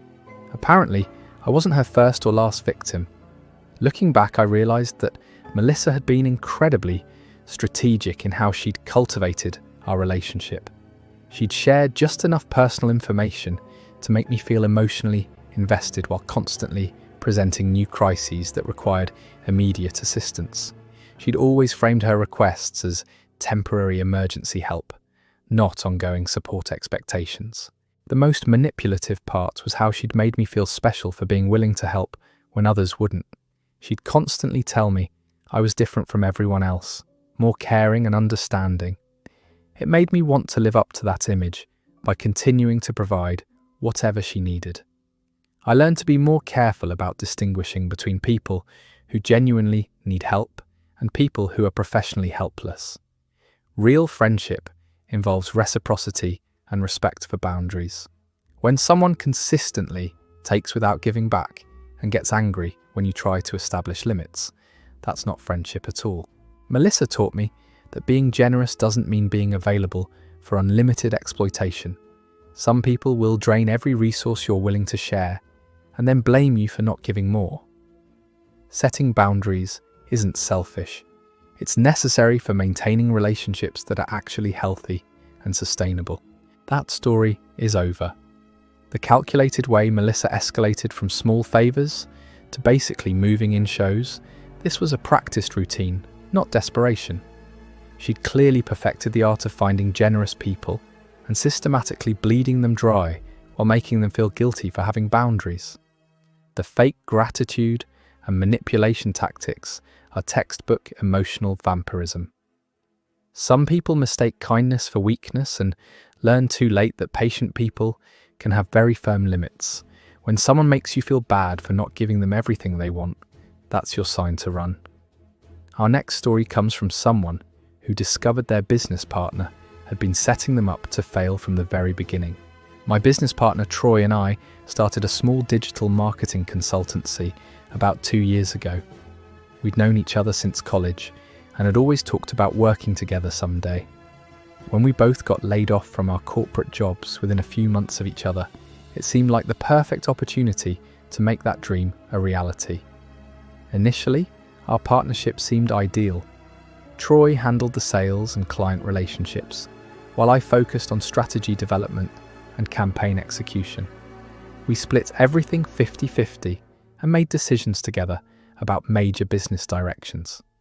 For the first year, things went smoothly, and we were both optimistic about our future prospects. The problems started when we landed our biggest client, a regional restaurant chain that wanted a complete digital overhaul. The contract was worth more than all our previous work combined and represented a major step forward for our business. I was excited about the opportunity to prove what our small company could accomplish. Troy insisted on handling all direct communication with this client, saying his relationship-building skills would be crucial for managing such an important account. He said I should focus on developing the best possible strategies while he made sure the client felt confident in our team's capabilities. I threw myself into the project, working late nights and weekends to create comprehensive plans for their social media presence, email marketing campaigns, and website redesign. I researched their competitors, analysed their target demographics, and developed detailed timelines for implementation. Throughout this process, Troy would relay feedback from the client that seemed increasingly critical of my work. According to him, they were concerned about my strategic approach, questioned my understanding of their brand, and wanted significant revisions to almost everything I'd developed. I was confused because my strategies were based on proven methodologies that had worked well for our other clients. But Troy assured me that this client had very specific needs and that I should trust his interpretation of their feedback, since he was handling all the direct communication. After weeks of revisions and adjustments based on Troy's reported client feedback, I was feeling frustrated and starting to doubt my own abilities. Every suggestion I made seemed to miss the mark, and Troy was increasingly positioning himself as the one who truly understood what the client wanted. That's when I decided to reach out to the client directly to clarify some technical questions about their website integration needs. I figured a brief phone call could help me understand their requirements better and improve my strategic recommendations. The conversation with the client's marketing director completely changed my understanding of the situation. She mentioned how impressed they'd been with my initial strategy presentation and asked when we'd be moving forward with implementation. She said they'd been waiting weeks for us to begin executing the plans they'd already approved. I was confused and asked what she meant by approved plans. She explained that Troy had presented my original strategies to their team a month earlier, and they'd given enthusiastic approval for everything I'd developed. They'd been expecting to see progress on implementation, not additional revisions. When I mentioned the extensive feedback and revision requests Troy had been relaying, the marketing director seemed genuinely puzzled. She said they'd provided only minor suggestions and had been clear that they wanted to move forward quickly with the original plans. That's when I realized Troy had been lying to me for weeks about client feedback. While I'd been spinning my wheels on unnecessary revisions, he'd been presenting my original work to the client as his own strategic thinking. He'd been taking credit for my strategies while making me believe they were inadequate. I dug deeper and discovered the full scope of Troy's deception. He'd been telling the client that he was the primary strategist on our team and that I was more of a junior implementation specialist. He'd positioned all of my creative work as his own thinking, while describing me as someone who helped execute his vision. Even worse, Troy had been negotiating a separate consulting agreement with the client for ongoing strategic guidance that would pay him directly rather than going through our shared business. He'd essentially been using our partnership and my work as a launching pad for his own competing consultancy. When I confronted Troy with evidence of his deception, he initially tried to deny everything. When that became impossible, he shifted to claiming that he'd been trying to protect our business relationship by managing client expectations. He said my strategies needed his relationship skills to be properly sold and that we were both benefiting from his approach. I pointed out that he'd been actively undermining me while taking credit for my work, and that his separate consulting deal violated every aspect of our partnership agreement. Troy responded by saying that business partnerships required different skills and that he'd been contributing more value through client relationship management. That's when I decided Troy needed to learn about the consequences of betraying a business partner who controlled all the actual work product. I immediately called the client and explained the full situation. I provided documentation showing that I'd developed all the strategies Troy had been presenting as his own work. I showed them timestamps on my files, draft versions with my revision notes, and research materials I'd compiled independently. The client was furious about being deceived and immediately terminated both our original contract and Troy's separate consulting agreement. They said they couldn't work with a company where partners were actively competing against each other and misrepresenting their respective contributions. But I wasn't done. I also reached out to all of our other clients to clarify exactly who had been responsible for developing their strategic plans. Several of them were shocked to learn that work they'd been crediting to Troy had actually been developed by me. The revelation destroyed Troy's credibility in our local business community. Word spread quickly that he'd been taking credit for his partner's work while trying to steal clients through deceptive practices. His reputation for relationship building became a reputation for manipulation and dishonesty. Troy tried to salvage the situation by claiming I was being vindictive and destroying our business out of jealousy. But the documentation I provided to clients made it clear that he'd been systematically deceiving everyone about our respective roles and contributions. Our partnership dissolved within a month, and I kept all the intellectual property since I could prove I'd developed it independently. Troy tried to start his own consultancy, but his damaged reputation made it nearly impossible to attract clients who trusted him. Meanwhile, I was able to rebuild relationships with our former clients based on honest representation of my work and capabilities. Several of them hired me directly, and my solo consultancy has been more successful than our partnership ever was. The irony is that Troy's deception ultimately gave me everything he'd been trying to steal. By forcing me to document and prove my contributions, he'd helped me build a portfolio that clearly demonstrated my value independent of his relationship management skills. Troy learned that trust is the foundation of any business partnership, and once that trust is broken, no amount of smooth talking can repair the damage. You can't build a sustainable business on deception, especially when your success depends on stealing credit from the person who's actually doing the work. That story is over. Troy essentially spent months creating evidence of his own fraud while thinking he was being clever. The beautiful irony is that his deception forced the narrator to document everything, which ultimately proved their value and destroyed his credibility completely. When you try to steal someone's work while making them think they're failing, you better make sure they don't have access to the people you're lying to. Some betrayals are so calculated, they become self-destroying when exposed. Let's move into our next story, which involves someone who thought they could manipulate their way out of consequences until they met someone who was better at their own game. My ex-girlfriend Caroline thought she was a master manipulator until she tried her tricks on someone who could see right through her games. Caroline and I dated for about 6 months, and during that time, I watched her systematically lie to friends, family, and co-workers to get whatever she wanted. She had this incredible ability to make people feel sorry for her, while simultaneously making them feel like helping her was their idea. Caroline's specialty was creating elaborate sob stories that were just believable enough to trigger people's sympathy without being so dramatic that they seemed fake. She'd tell her boss that her grandmother was sick when she wanted time off, then tell her friends that work was being unreasonable about her family situation.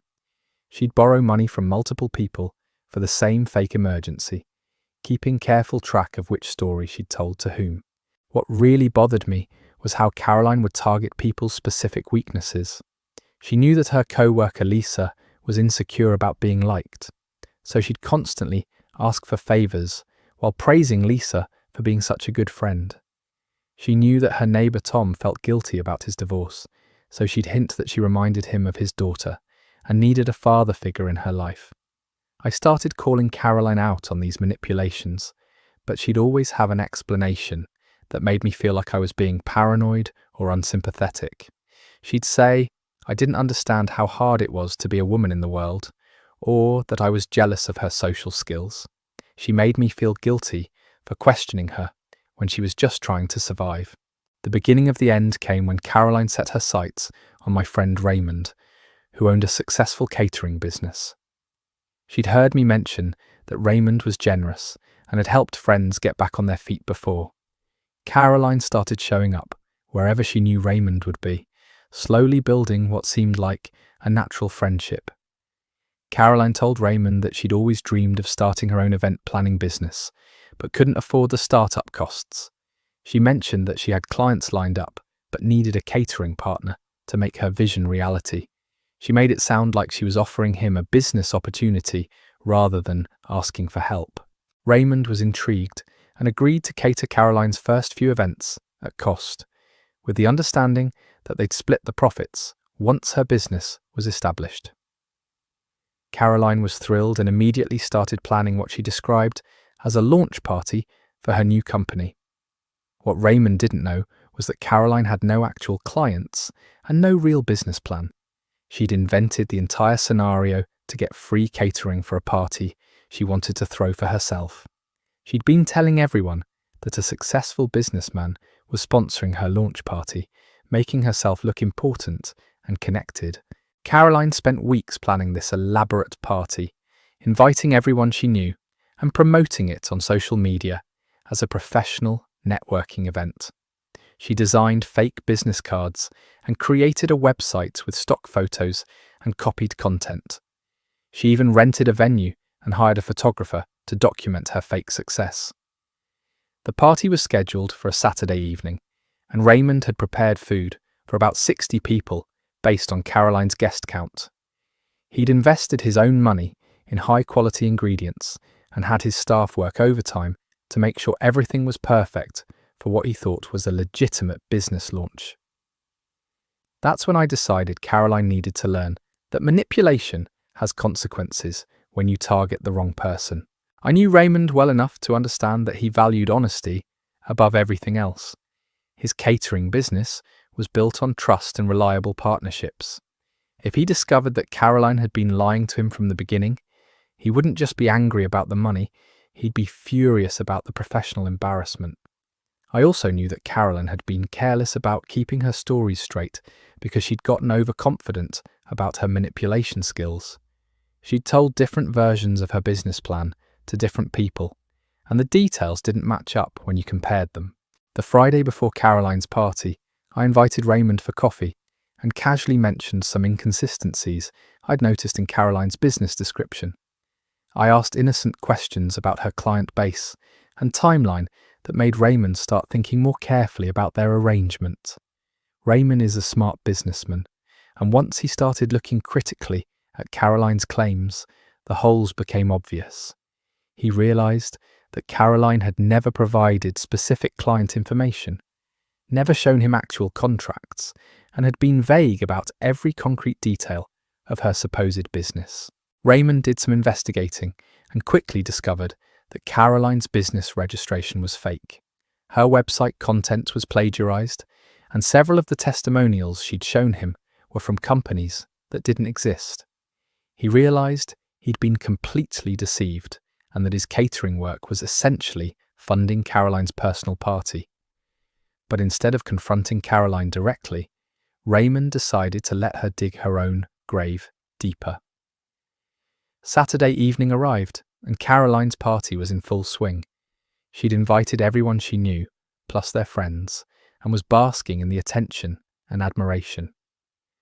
People were impressed by the beautiful venue, the amazing food, and Caroline's apparent success as an entrepreneur. Caroline spent the evening networking and accepting congratulations on her business launch. She handed out her fake business cards and talked about her expansion plans. She even gave a speech thanking everyone for supporting her dream and promising that this was just the beginning of her success. About halfway through the party, Raymond asked if he could make an announcement. Caroline was delighted, thinking he was going to publicly endorse their partnership or praise her business acumen. She called for everyone's attention and introduced Raymond as her catering partner and business mentor.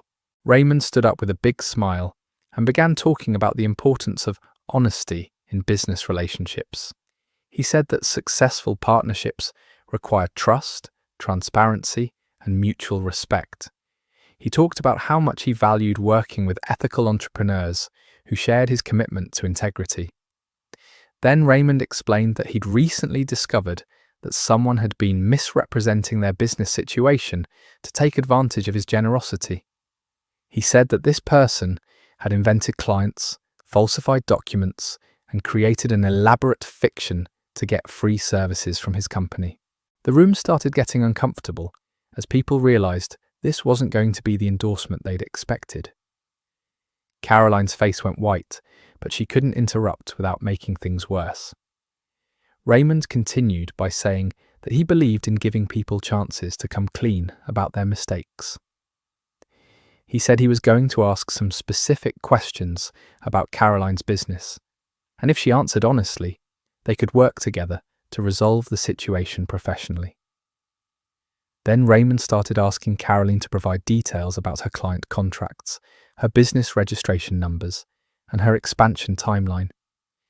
Every question was designed to expose her lies in front of everyone who'd been impressed by her fake success. Caroline tried to deflect and make excuses, but Raymond kept pressing for specific information that she couldn't provide because it didn't exist. Within minutes, it became clear to everyone at the party that Caroline had been lying about having a business at all. The humiliation was complete when Raymond announced that he'd be donating the cost of the evening's catering to a legitimate small business development non-profit, since it was clear that no actual business had been launched that evening. Caroline's party emptied out quickly as guests realised they'd been used as props in an elaborate deception. The people who'd been impressed by her success felt embarrassed about being fooled. The people who'd been considering hiring her services realised they'd narrowly avoided being scammed. Caroline tried to salvage the situation by claiming that Raymond was jealous of her success and trying to sabotage her business. But with no evidence of any actual business and a room full of witnesses to her inability to answer basic questions about her supposed clients, her credibility was completely destroyed. The aftermath was swift and comprehensive. Word spread quickly through our social circle about Caroline's elaborate deception. People started comparing notes and realizing that many of Caroline's other stories had been lies as well. Her reputation for manipulation became common knowledge, and people started warning each other about her tactics. Caroline's social media presence, which had been carefully curated to support her fake business narrative, became evidence of her deception. People screenshot her posts and shared them as examples of how she'd been lying about her professional success. Most importantly, Caroline lost access to the network of people she'd been manipulating. Once everyone knew about her willingness to create elaborate deceptions for personal gain, they stopped trusting anything she said. Her manipulation tactics became ineffective because people were watching for them. Raymond told me later that he'd never seen someone self-destruct so completely. Caroline had worked so hard to create an impressive facade that when it collapsed, the fall was devastating. She'd invested so much in maintaining her lies that she had no backup plan when the truth came out. Caroline moved to a different city about 2 months later, apparently deciding that her reputation in our area was beyond repair. I heard through mutual friends that she'd tried to reinvent herself somewhere new, but her social media history and the connected nature of professional networks made it difficult to completely escape her past. The whole experience taught me that manipulators often become victims of their own success. Caroline had gotten so good at lying that she'd started believing she could deceive anyone about anything. When she finally targeted someone who was smarter and more experienced than her previous victims, her entire system collapsed. Raymond showed me that the best way to deal with manipulation isn't always direct confrontation. Sometimes the most effective response is to create a situation where the manipulator exposes themselves. Caroline destroyed her own credibility more thoroughly than anyone else could have done. That story is over. Caroline basically orchestrated her own public execution by getting too greedy and targeting someone who actually knew how to investigate her claims.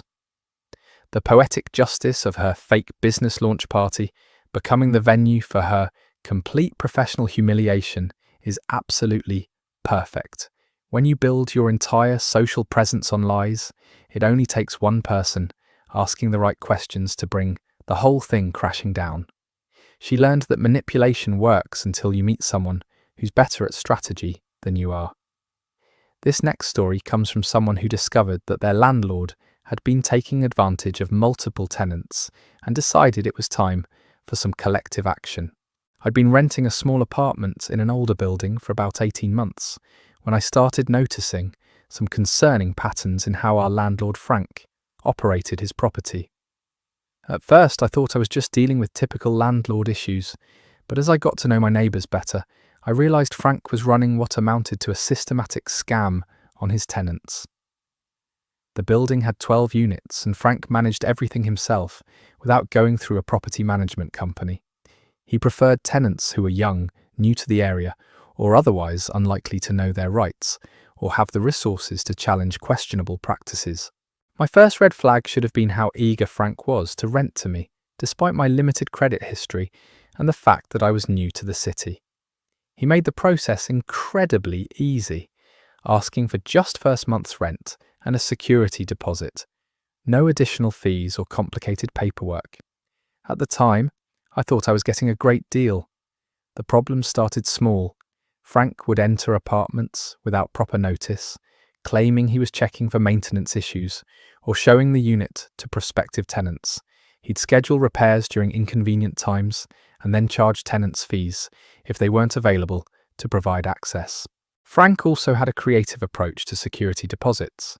When tenants moved out, he'd find extensive damage that required expensive repairs, often claiming the entire deposit plus additional money. He'd present invoices from contractors for work that seemed overpriced and sometimes completely unnecessary. I started paying attention to Frank's tactics when my neighbour Amy moved out after her lease expired. Amy had kept the apartment in excellent condition, but Frank claimed she owed him $800 beyond her security deposit for carpet replacement, wall repainting, and deep cleaning. The invoices he provided seemed suspicious, but Amy was starting a new job in another state and didn't have time to fight the charges. That's when I started talking to other tenants about their experiences with Frank. What I discovered was a pattern of behaviour that was clearly illegal, but difficult for individual tenants to challenge effectively. Frank was keeping security deposits from nearly every tenant who moved out, regardless of the actual condition of their apartments. He'd use the same contractors for all repairs, and their invoices were consistently inflated compared to market rates for similar work. Frank was also charging illegal fees for things like lease processing, key replacement, and maintenance requests. He'd bury these charges in lease agreements that most tenants didn't read carefully, and he'd present them as standard industry practices. Most concerning was Frank's habit of entering apartments without proper notice, and then using information he gathered during these illegal entries to create pretexts for additional charges. He'd photograph normal wear and tear, then claim it was tenant-caused damage when people moved out.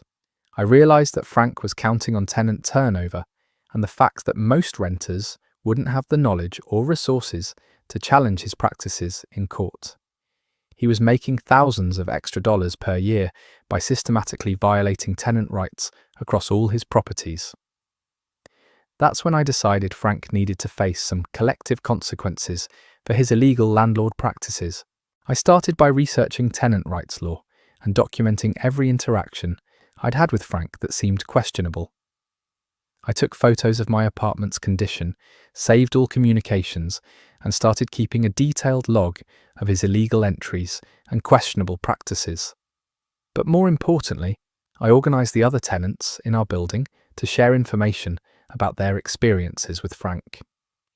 We created a group chat where people could document illegal entries, share suspicious invoices, and compare notes about questionable charges. What we discovered was even worse than I'd suspected. Frank had been stealing security deposits from tenants for years, often using the same fake damage claims and inflated repair invoices repeatedly. He'd charged multiple tenants for the same carpet replacement and had billed people for repainting that had never actually been done. We also discovered that Frank was violating city housing codes in multiple ways that could result in serious fines if reported to the proper authorities. He'd been avoiding required safety inspections, ignoring maintenance requests that were legally mandated, and failing to provide proper documentation for various charges. Armed with this information, we developed a coordinated response strategy. Instead of individual tenants fighting Frank's practices alone, we decided to present a unified challenge that would be much harder for him to dismiss or manipulate. First, we filed a group complaint with the city's housing authority documenting all of Frank's code violations and illegal practices. We provided photos, invoices, lease agreements, and testimony from multiple tenants showing a clear pattern of systematic violations. Second, we contacted a local legal aid organisation that specialised in tenant rights cases. They were very interested in our documentation and agreed to represent the group in pursuing recovery of illegally withheld deposits and fees. Third, we started a public information campaign to warn other potential tenants about Frank's practices. We posted detailed reviews on rental websites, shared information in local Facebook groups, and contacted nearby colleges to make sure their housing officers knew about Frank's building.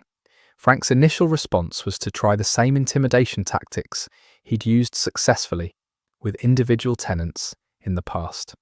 He sent threatening letters about lease violations and tried to pressure people into dropping their complaints. But Frank wasn't prepared for dealing with organised tenants who had done their legal homework. Every threat he made was documented and shared with our legal representation. Every attempt at retaliation was reported to the housing authority as additional evidence of his illegal practices. The city housing inspection was devastating for Frank. Inspectors found numerous code violations that required immediate correction and resulted in substantial fines. Frank was required to bring the building up to code within 60 days or face additional penalties and potential closure. The legal case was even more damaging. Our attorney was able to prove systematic theft of security deposits going back several years. Frank was ordered to return all illegally withheld deposits plus damages, and he faced additional penalties for the illegal fees he'd been charging. But the most effective consequence was the damage to Frank's ability to continue his scam operation. Our public information campaign made it nearly impossible for him to find new tenants who weren't aware of his practices. His building sat mostly empty for months because anyone who researched him online would discover the extensive documentation of his illegal behaviour.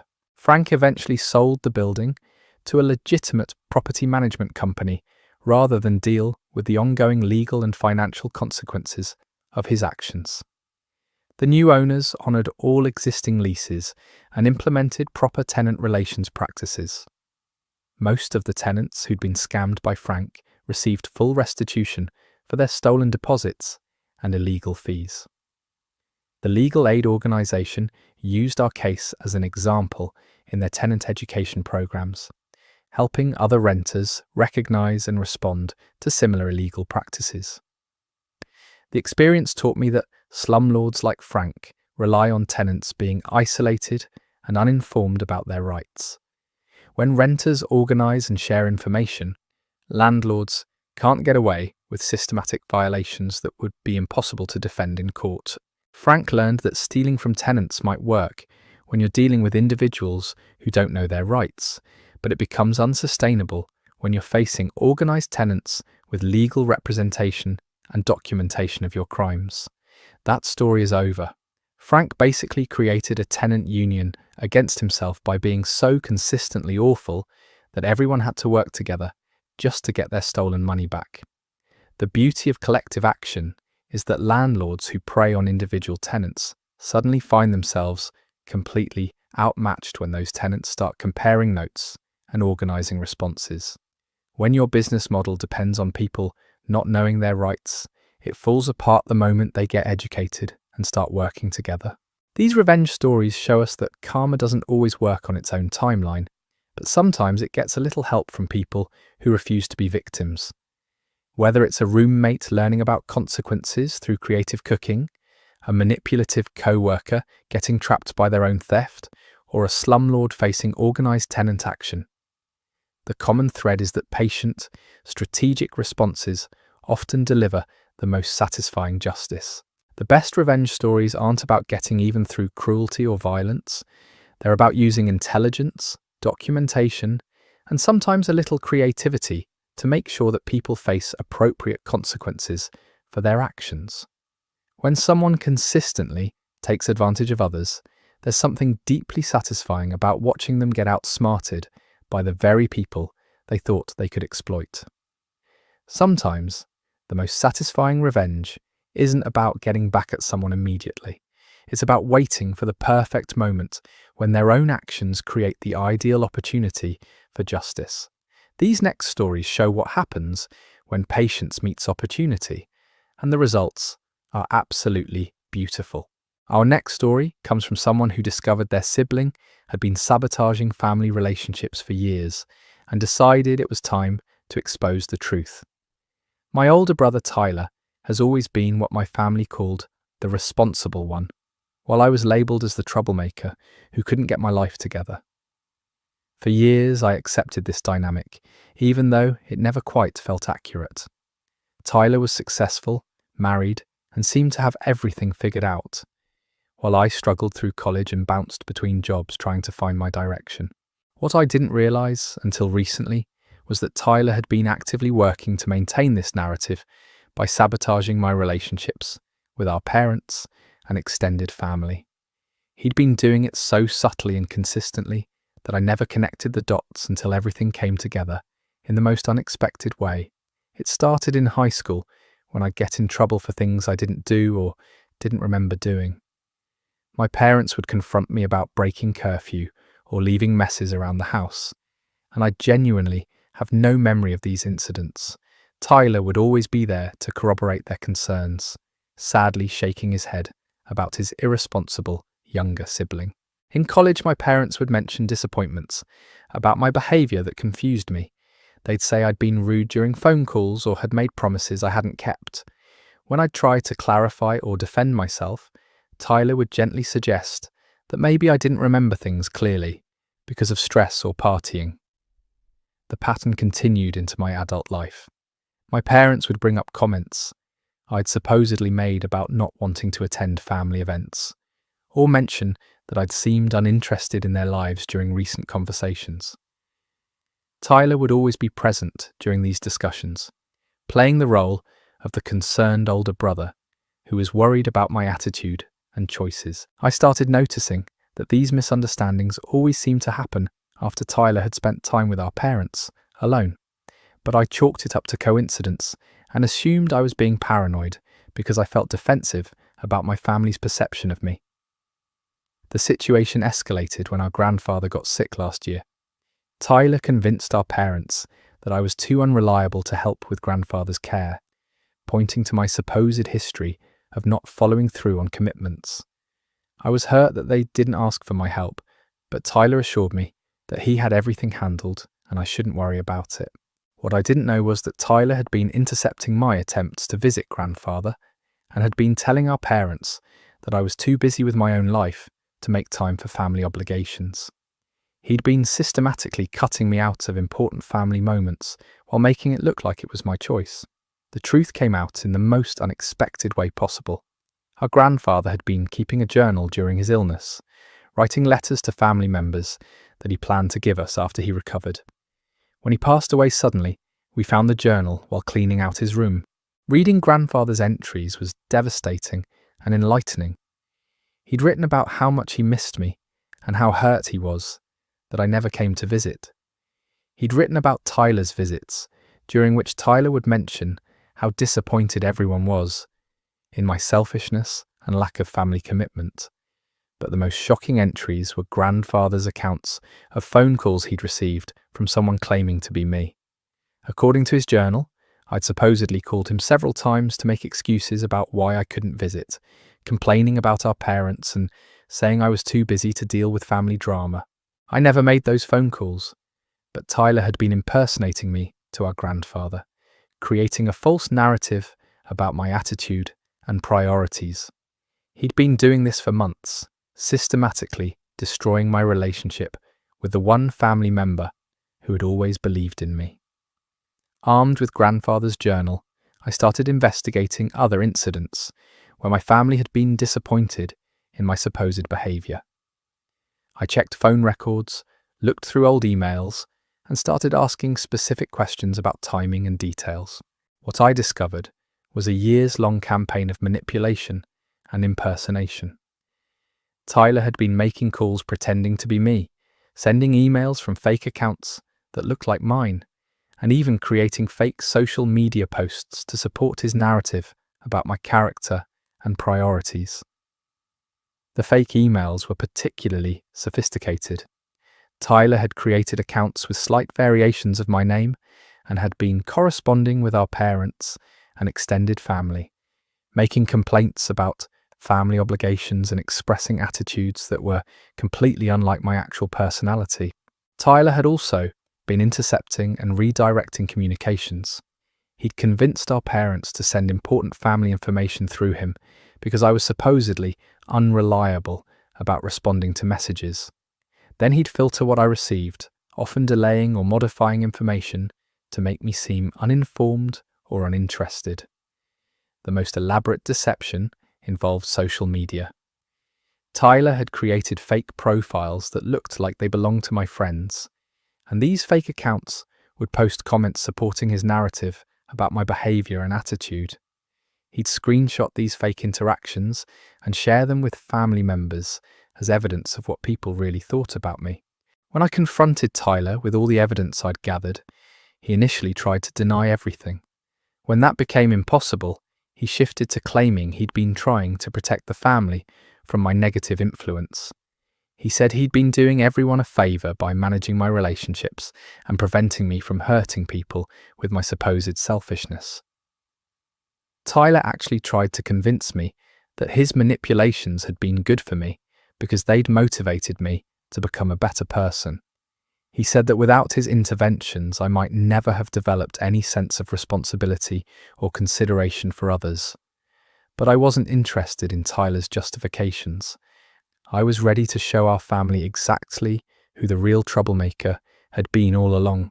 I compiled everything into a detailed presentation, complete with phone records, fake email accounts, screenshots of fake social media profiles, and grandfather's journal entries.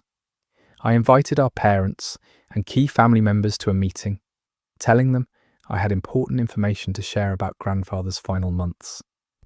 During the presentation, I walked through Tyler's entire deception systematically. I showed them the fake emails he'd sent pretending to be me, played recordings of voicemails he'd left impersonating my voice, and demonstrated how he'd created fake social media evidence to support his narratives about my character. The most powerful moment was reading grandfather's journal entries aloud, particularly the parts where he wrote about the fake phone calls from someone pretending to be me. The pain in grandfather's words, as he described feeling abandoned by his supposedly selfish granddaughter, was heartbreaking and infuriating. My parents were devastated as they realized how thoroughly they'd been deceived. They started connecting dots about incidents over the years where they'd been disappointed in my behavior, realizing that many of these situations had been manufactured by Tyler. Tyler tried to defend himself by claiming that everything he'd done was motivated by love and concern for the family. He said he'd been trying to protect everyone from what he genuinely believed was my negative influence. But the evidence of his elaborate deceptions made it clear that his actions were calculated and malicious, not protective. The family confrontation was brutal. Tyler's wife was shocked to learn about the extent of his manipulations, and several family members expressed anger about being used as unwitting participants in his campaign against me. People started questioning other situations where Tyler had been the source of information about family conflicts or problems.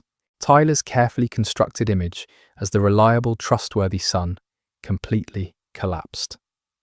Family members realized that many of the problems they'd attributed to my selfishness or irresponsibility had actually been created or exaggerated by Tyler's manipulations. The aftermath was swift and comprehensive. Tyler was essentially ostracized from family gatherings and decision-making processes. People stopped trusting his accounts of situations and started verifying information independently rather than taking his word for things. My relationship with our parents improved dramatically once they understood how they'd been manipulated. They were horrified by the extent of Tyler's deceptions and felt guilty about how they'd treated me based on false information. We started rebuilding our connection based on direct communication rather than Tyler's filtered version of my thoughts and feelings. Tyler's marriage also suffered significant damage. His wife realized that if he was capable of such elaborate deceptions with his own family, she couldn't trust that he was being honest in their relationship either. They separated about 6 months later, and Tyler moved to a different state shortly afterward. The most satisfying part was reclaiming my relationship with our extended family. Once they understood that Tyler had been manipulating their perceptions of me for years, many relatives reached out to apologize and rebuild connections that had been damaged by his lies. I learned that Tyler's need to be seen as the successful, reliable son had driven him to systematically undermine me, rather than simply achieving success on his own merits. He'd been so threatened by the possibility that I might also be loved and respected by our family that he'd spent years trying to eliminate me as competition. The experience taught me to trust my own perceptions and memories, even when other people claim they're inaccurate. Tyler had been gaslighting me for so long that I'd started doubting my own experiences and accepting his version of events as truth. Most importantly, I realized that some people will go to extraordinary lengths to maintain their preferred narrative, even if it means destroying relationships and hurting people they claim to love. Tyler's manipulations weren't just lies, they were a systematic campaign designed to isolate me from my own family. That story is over. The level of calculated manipulation Tyler maintained for years is genuinely psychopathic. Creating fake email accounts and impersonating his own brother to their dying grandfather shows a complete lack of empathy or moral boundaries. The grandfather's journal entries must have been devastating to read, knowing that he died thinking his grandson had abandoned him. At least Tyler's house of lies eventually collapsed under its own weight. But the damage he caused to family relationships was irreversible. Some people are so threatened by others' potential success that they'll destroy everything rather than compete honestly. Let's move to our next story, which involves someone who discovered their friend group had been excluding them intentionally and decided to show them what real exclusion looked like. I thought I had a solid friend group until I realized they'd been systematically planning activities without me while pretending we were all still close. The discovery came about in the most humiliating way possible, but it also gave me the perfect opportunity to show them exactly what they'd been missing. Our group had been friends since college, and we'd maintained regular contact even after graduation when we all moved to different cities. There were 6 of us total, and we'd always done group chats, planned reunions, and tried to stay connected despite the distance. At least, that's what I thought was happening. The reality was that 5 of them had created a separate group chat and had been planning trips, parties, and get-togethers without including me.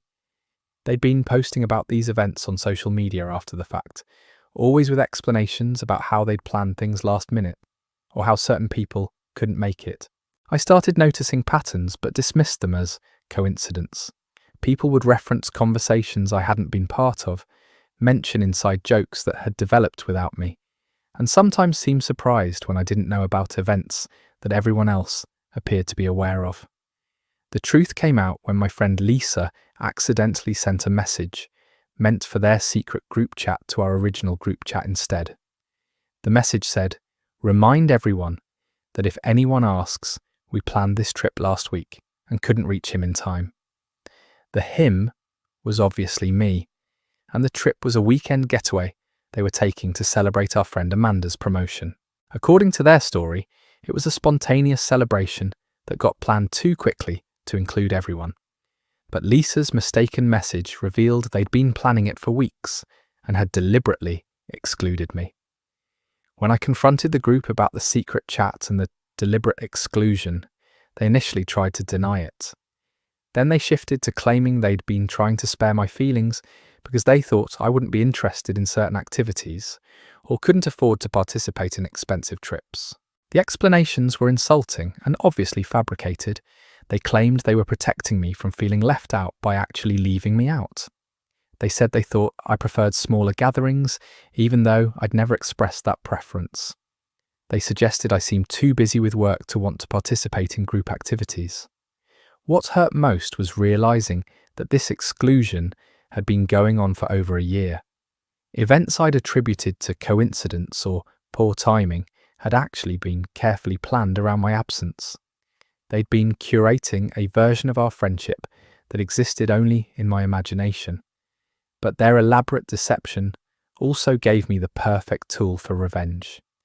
If they wanted to see what deliberate exclusion looked like, I was happy to show them. I started by creating my own alternative social network within our broader circle of college friends and professional contacts. I reached out to people we all knew but hadn't stayed as close to, and began organising activities and events that would be much more interesting and exclusive than anything my former friend group had planned. The key was that I had connections and resources that the others didn't. I'd been working in event planning since graduation, so I had access to venues, tickets, and experiences that weren't available to the general public. I also had a wider network of interesting people from different industries and backgrounds. I started small by organising a dinner party for some of our college acquaintances who'd moved to my city. I made sure to post about it on social media, tagging people who would be visible to my former friend group but not including any of them in the event. Then I escalated to bigger events. I organised a weekend trip to exclusive resort that I could access through work connections, inviting people from our extended social circle, but pointedly excluding the 5 people who'd been excluding me. I documented the entire trip on social media, making sure they could see exactly what they weren't part of. The masterpiece was when I organised a reunion for our entire college class, complete with venue, catering, and entertainment that I could arrange through my professional network. It was the kind of event that everyone would want to attend, and I made sure it was well publicised among our mutual friends and former classmates. The twist was that I sent invitations to everyone from our college class except for the 5 people who'd been excluding me from their secret group activities. When they found out about the reunion through mutual friends and realised they hadn't been invited, they were furious and confused. Lisa called me directly to ask why they hadn't been invited to the reunion. I explained that I'd thought they preferred smaller, more intimate gatherings based on their recent event planning preferences. I said I was just trying to spare their feelings by not including them in something they might not enjoy. The conversation was delicious because I was using their exact words and justifications against them. When Lisa pointed out that this was different because it was a reunion for everyone, I reminded her that I'd felt the same way about being excluded from Amanda's promotion celebration and other group activities. My former friends tried various approaches to get included in the reunion and other events I was organising. They offered to help with planning, suggested they could contribute financially, and even tried to get mutual friends to advocate for them. But I maintained that my events were carefully curated for specific groups of people, and that including them might change the dynamic I was trying to create. The irony was that my events were genuinely more successful and interesting than anything they'd been planning without me. Because I had professional connections and event planning experience, I could create experiences that were unique and memorable rather than just typical friend group gatherings. Word spread quickly through our college network about the amazing events I was organising, and people started reaching out to me directly to be included in future activities. I was becoming known as someone who threw incredible parties and had access to exclusive experiences. Meanwhile, my former friends' secret group activities started seeming petty and boring by comparison. Their weekend trips to generic vacation spots and their basic dinner parties looked pretty pathetic next to the exclusive resort weekends and professional networking events I was hosting. The final blow came when several of their secret group members started reaching out to me individually, asking to be included in my events and expressing frustration with the limited scope of activities their smaller group was planning. They were essentially defecting from the group that had excluded me to join the much more interesting social network I'd created. Within 6 months, I'd completely replaced my old friend group with a larger, more dynamic network of people who were actually interested in maintaining genuine friendships rather than playing exclusion games. My social life became significantly more active and fulfilling than it had ever been with the original group. The original 5 friends eventually reached out collectively to apologize and ask if we could rebuild our friendship. They admitted that excluding me had been wrong and that they'd realized how much they'd been missing by cutting me out of their activities, but by then I'd moved on to relationships with people who were more mature, more interesting, and more committed to inclusive friendships. I politely declined their attempt at reconciliation and explained that I'd found a social circle that better matched my interests and values.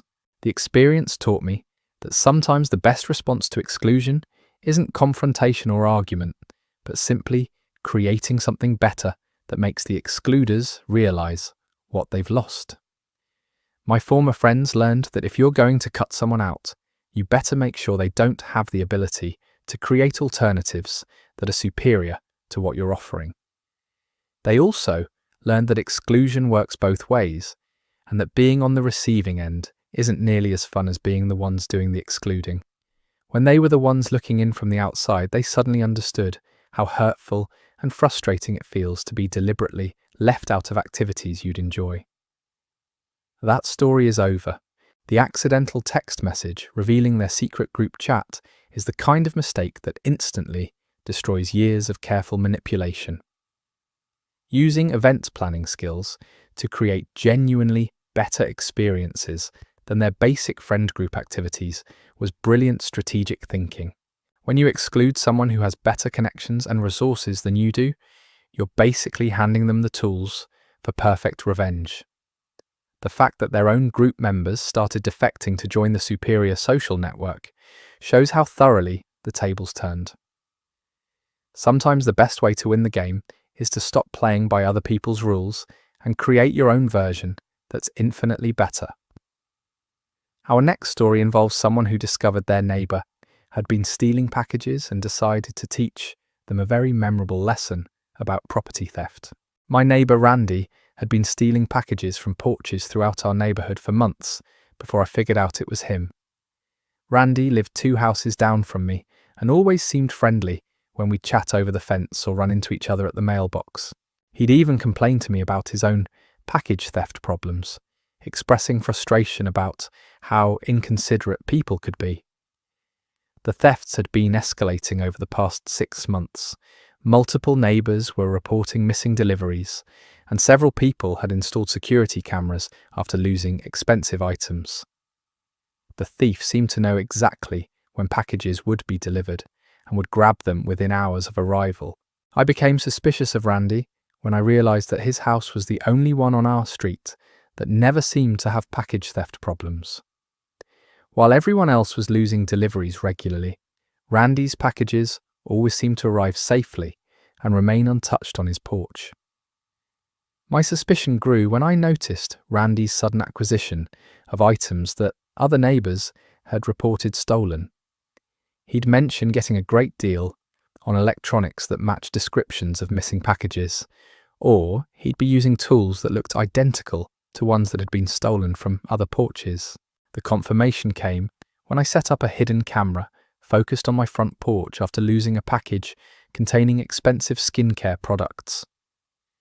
The footage showed Randy walking up my driveway at noon, checking to make sure no one was watching, and then grabbing my package before jogging back toward his house. But I didn't confront Randy immediately. Instead, I decided to set up a trap that would teach him a very specific lesson about taking things that don't belong to him. I ordered a package containing what appeared to be expensive electronics, but I modified the contents before it arrived. Inside the box, I placed a small GPS tracker, a glitter bomb device I'd made using a motor and fine craft glitter, and a Bluetooth speaker programmed to play an extremely loud and obnoxious sound at random intervals. I also included a note that said, "Congratulations, you've just stolen a package containing a tracking device, a glitter bomb, and a noisemaker. This device will activate randomly for the next week, covering you and your house with glitter while playing annoying sounds. Next time, try ordering your own packages instead of stealing them from your neighbours." I made sure to position my security camera to capture Randy's theft, and I also set up additional cameras around my property to record whatever happened next. Then I waited, Randy took the bait within hours of the package being delivered. The security footage showed him following his usual pattern, checking for witnesses before grabbing the box and hurrying back to his house with his stolen prize. The first activation happened about 2 hours later. I heard the loud, obnoxious sound coming from Randy's house, followed by shouting and what sounded like things being thrown around. The sound lasted for about 30 seconds before stopping, but I knew it would continue randomly for days. Over the next week, Randy's house became a chaotic mess. The glitter bomb had activated multiple times, covering his living spaces with fine, impossible-to-clean sparkles that stuck to everything. The random sound activations were happening at all hours, including the middle of the night, making it impossible for him to sleep or relax. Randy tried everything to stop the device. I could see him through his windows frantically searching for the source of the problems, obviously having no idea how to disable something he didn't understand. The glitter was getting on his clothes, in his hair, and throughout his house, marking him clearly as the victim of the package trap. The psychological torture was almost as effective as the physical inconvenience. Randy became paranoid and jumpy, never knowing when the next sound activation would occur. He started avoiding his own living room, where most of the glitter had been dispersed, essentially making his house partially uninhabitable. But the real genius of the plan became apparent when Randy tried to dispose of the device. Because he'd stolen the package, he couldn't complain to anyone or ask for help without admitting to theft. He was stuck dealing with the consequences entirely on his own. Randy's attempts to clean up the glitter only made things worse. The fine particles spread throughout his house every time he tried to vacuum or sweep them up. Within a few days, his entire living space was sparkling like a craft store explosion, and the effect was visible even from outside his windows. The random sound activations continued to disrupt his life in unpredictable ways. I could hear them going off during what seemed like important phone calls, while he was trying to watch television, and during his attempts to sleep. The psychological impact of never knowing when the next activation would occur was clearly wearing on him. After about 5 days, Randy was obviously desperate to make the harassment stop. He came to my house looking haggard and covered in glitter, asking if I'd noticed any strange sounds coming from his property. He said he was having some kind of electrical problem and wondered if I had any ideas about how to fix it. I played innocent and suggested he might want to call an electrician to check his wiring. I mentioned that I'd heard some odd noises, but had assumed it was construction or maintenance work. Randy looked frustrated, but couldn't explain the real situation without admitting to package theft. The final phase of my revenge came when I decided to reveal the truth to Randy and give him an opportunity to make things right with the neighborhood. I knocked on his door while he was clearly dealing with another sound activation, and when he answered, looking completely frazzled, I handed him a printed copy of the security footage showing him stealing my package. I explained that I knew he'd been stealing packages from everyone on our street for months, and that the harassment device was my response to his theft. I told him he had 2 choices. He could either confess to the neighborhood and make restitution for everything he'd stolen, or I could share the security footage with the police and let them handle the situation. Randy was initially angry and tried to deny the theft despite the clear video evidence. But when he realized that the harassment would continue indefinitely until he resolved the situation, he agreed to make amends with the neighbors he'd been stealing from. The neighborhood meeting Randy organized was appropriately humiliating. He had to admit to months of package theft while still covered in glitter and dealing with random sound activations from the device he couldn't disable. He provided a list of items he'd stolen and offered to pay restitution to everyone he'd wronged. Most of the neighbors were more relieved than angry once they understood why their packages had been disappearing. Several people mentioned expensive items Randy had stolen, and he agreed to pay market value for everything he couldn't return in its original condition. The harassment device finally stopped after Randy had made full restitution to everyone and had publicly apologized for his theft spree. I remotely deactivated it once he'd fulfilled his obligations, though the glitter remained in his house for months afterward as a constant reminder of his crimes. Randy moved away about 3 months later, apparently deciding that living next to neighbours who knew about his theft history was too uncomfortable. The new residents are much better neighbours who actually order their own packages instead of stealing them from other people's porches. The package theft problem in our neighbourhood completely stopped after Randy left, confirming that he'd been the sole perpetrator of months of thefts. People started feeling comfortable having packages delivered again, and the atmosphere of suspicion and frustration that had been building in our community disappeared. That story is over. The weeks-long psychological torture of random glitter bombs and sound activations is absolutely diabolical, especially knowing Randy couldn't ask for help without confessing to being a thief. The image of him trying to have normal conversations while covered in craft glitter and being interrupted by obnoxious sounds is peak comedy. Package thieves never consider that their victims might be smarter and more creative than they are. Randy learned that stealing from the wrong person can turn your own home into a glittery, noisy nightmare that you can't escape. The fact that he had to confess and pay restitution while still being actively harassed by the device makes this one of the most satisfying revenge stories ever. If you enjoyed that batch as much as I did, consider subscribing as I read Reddit stories just like these every night. Anyway, take care and see you tomorrow.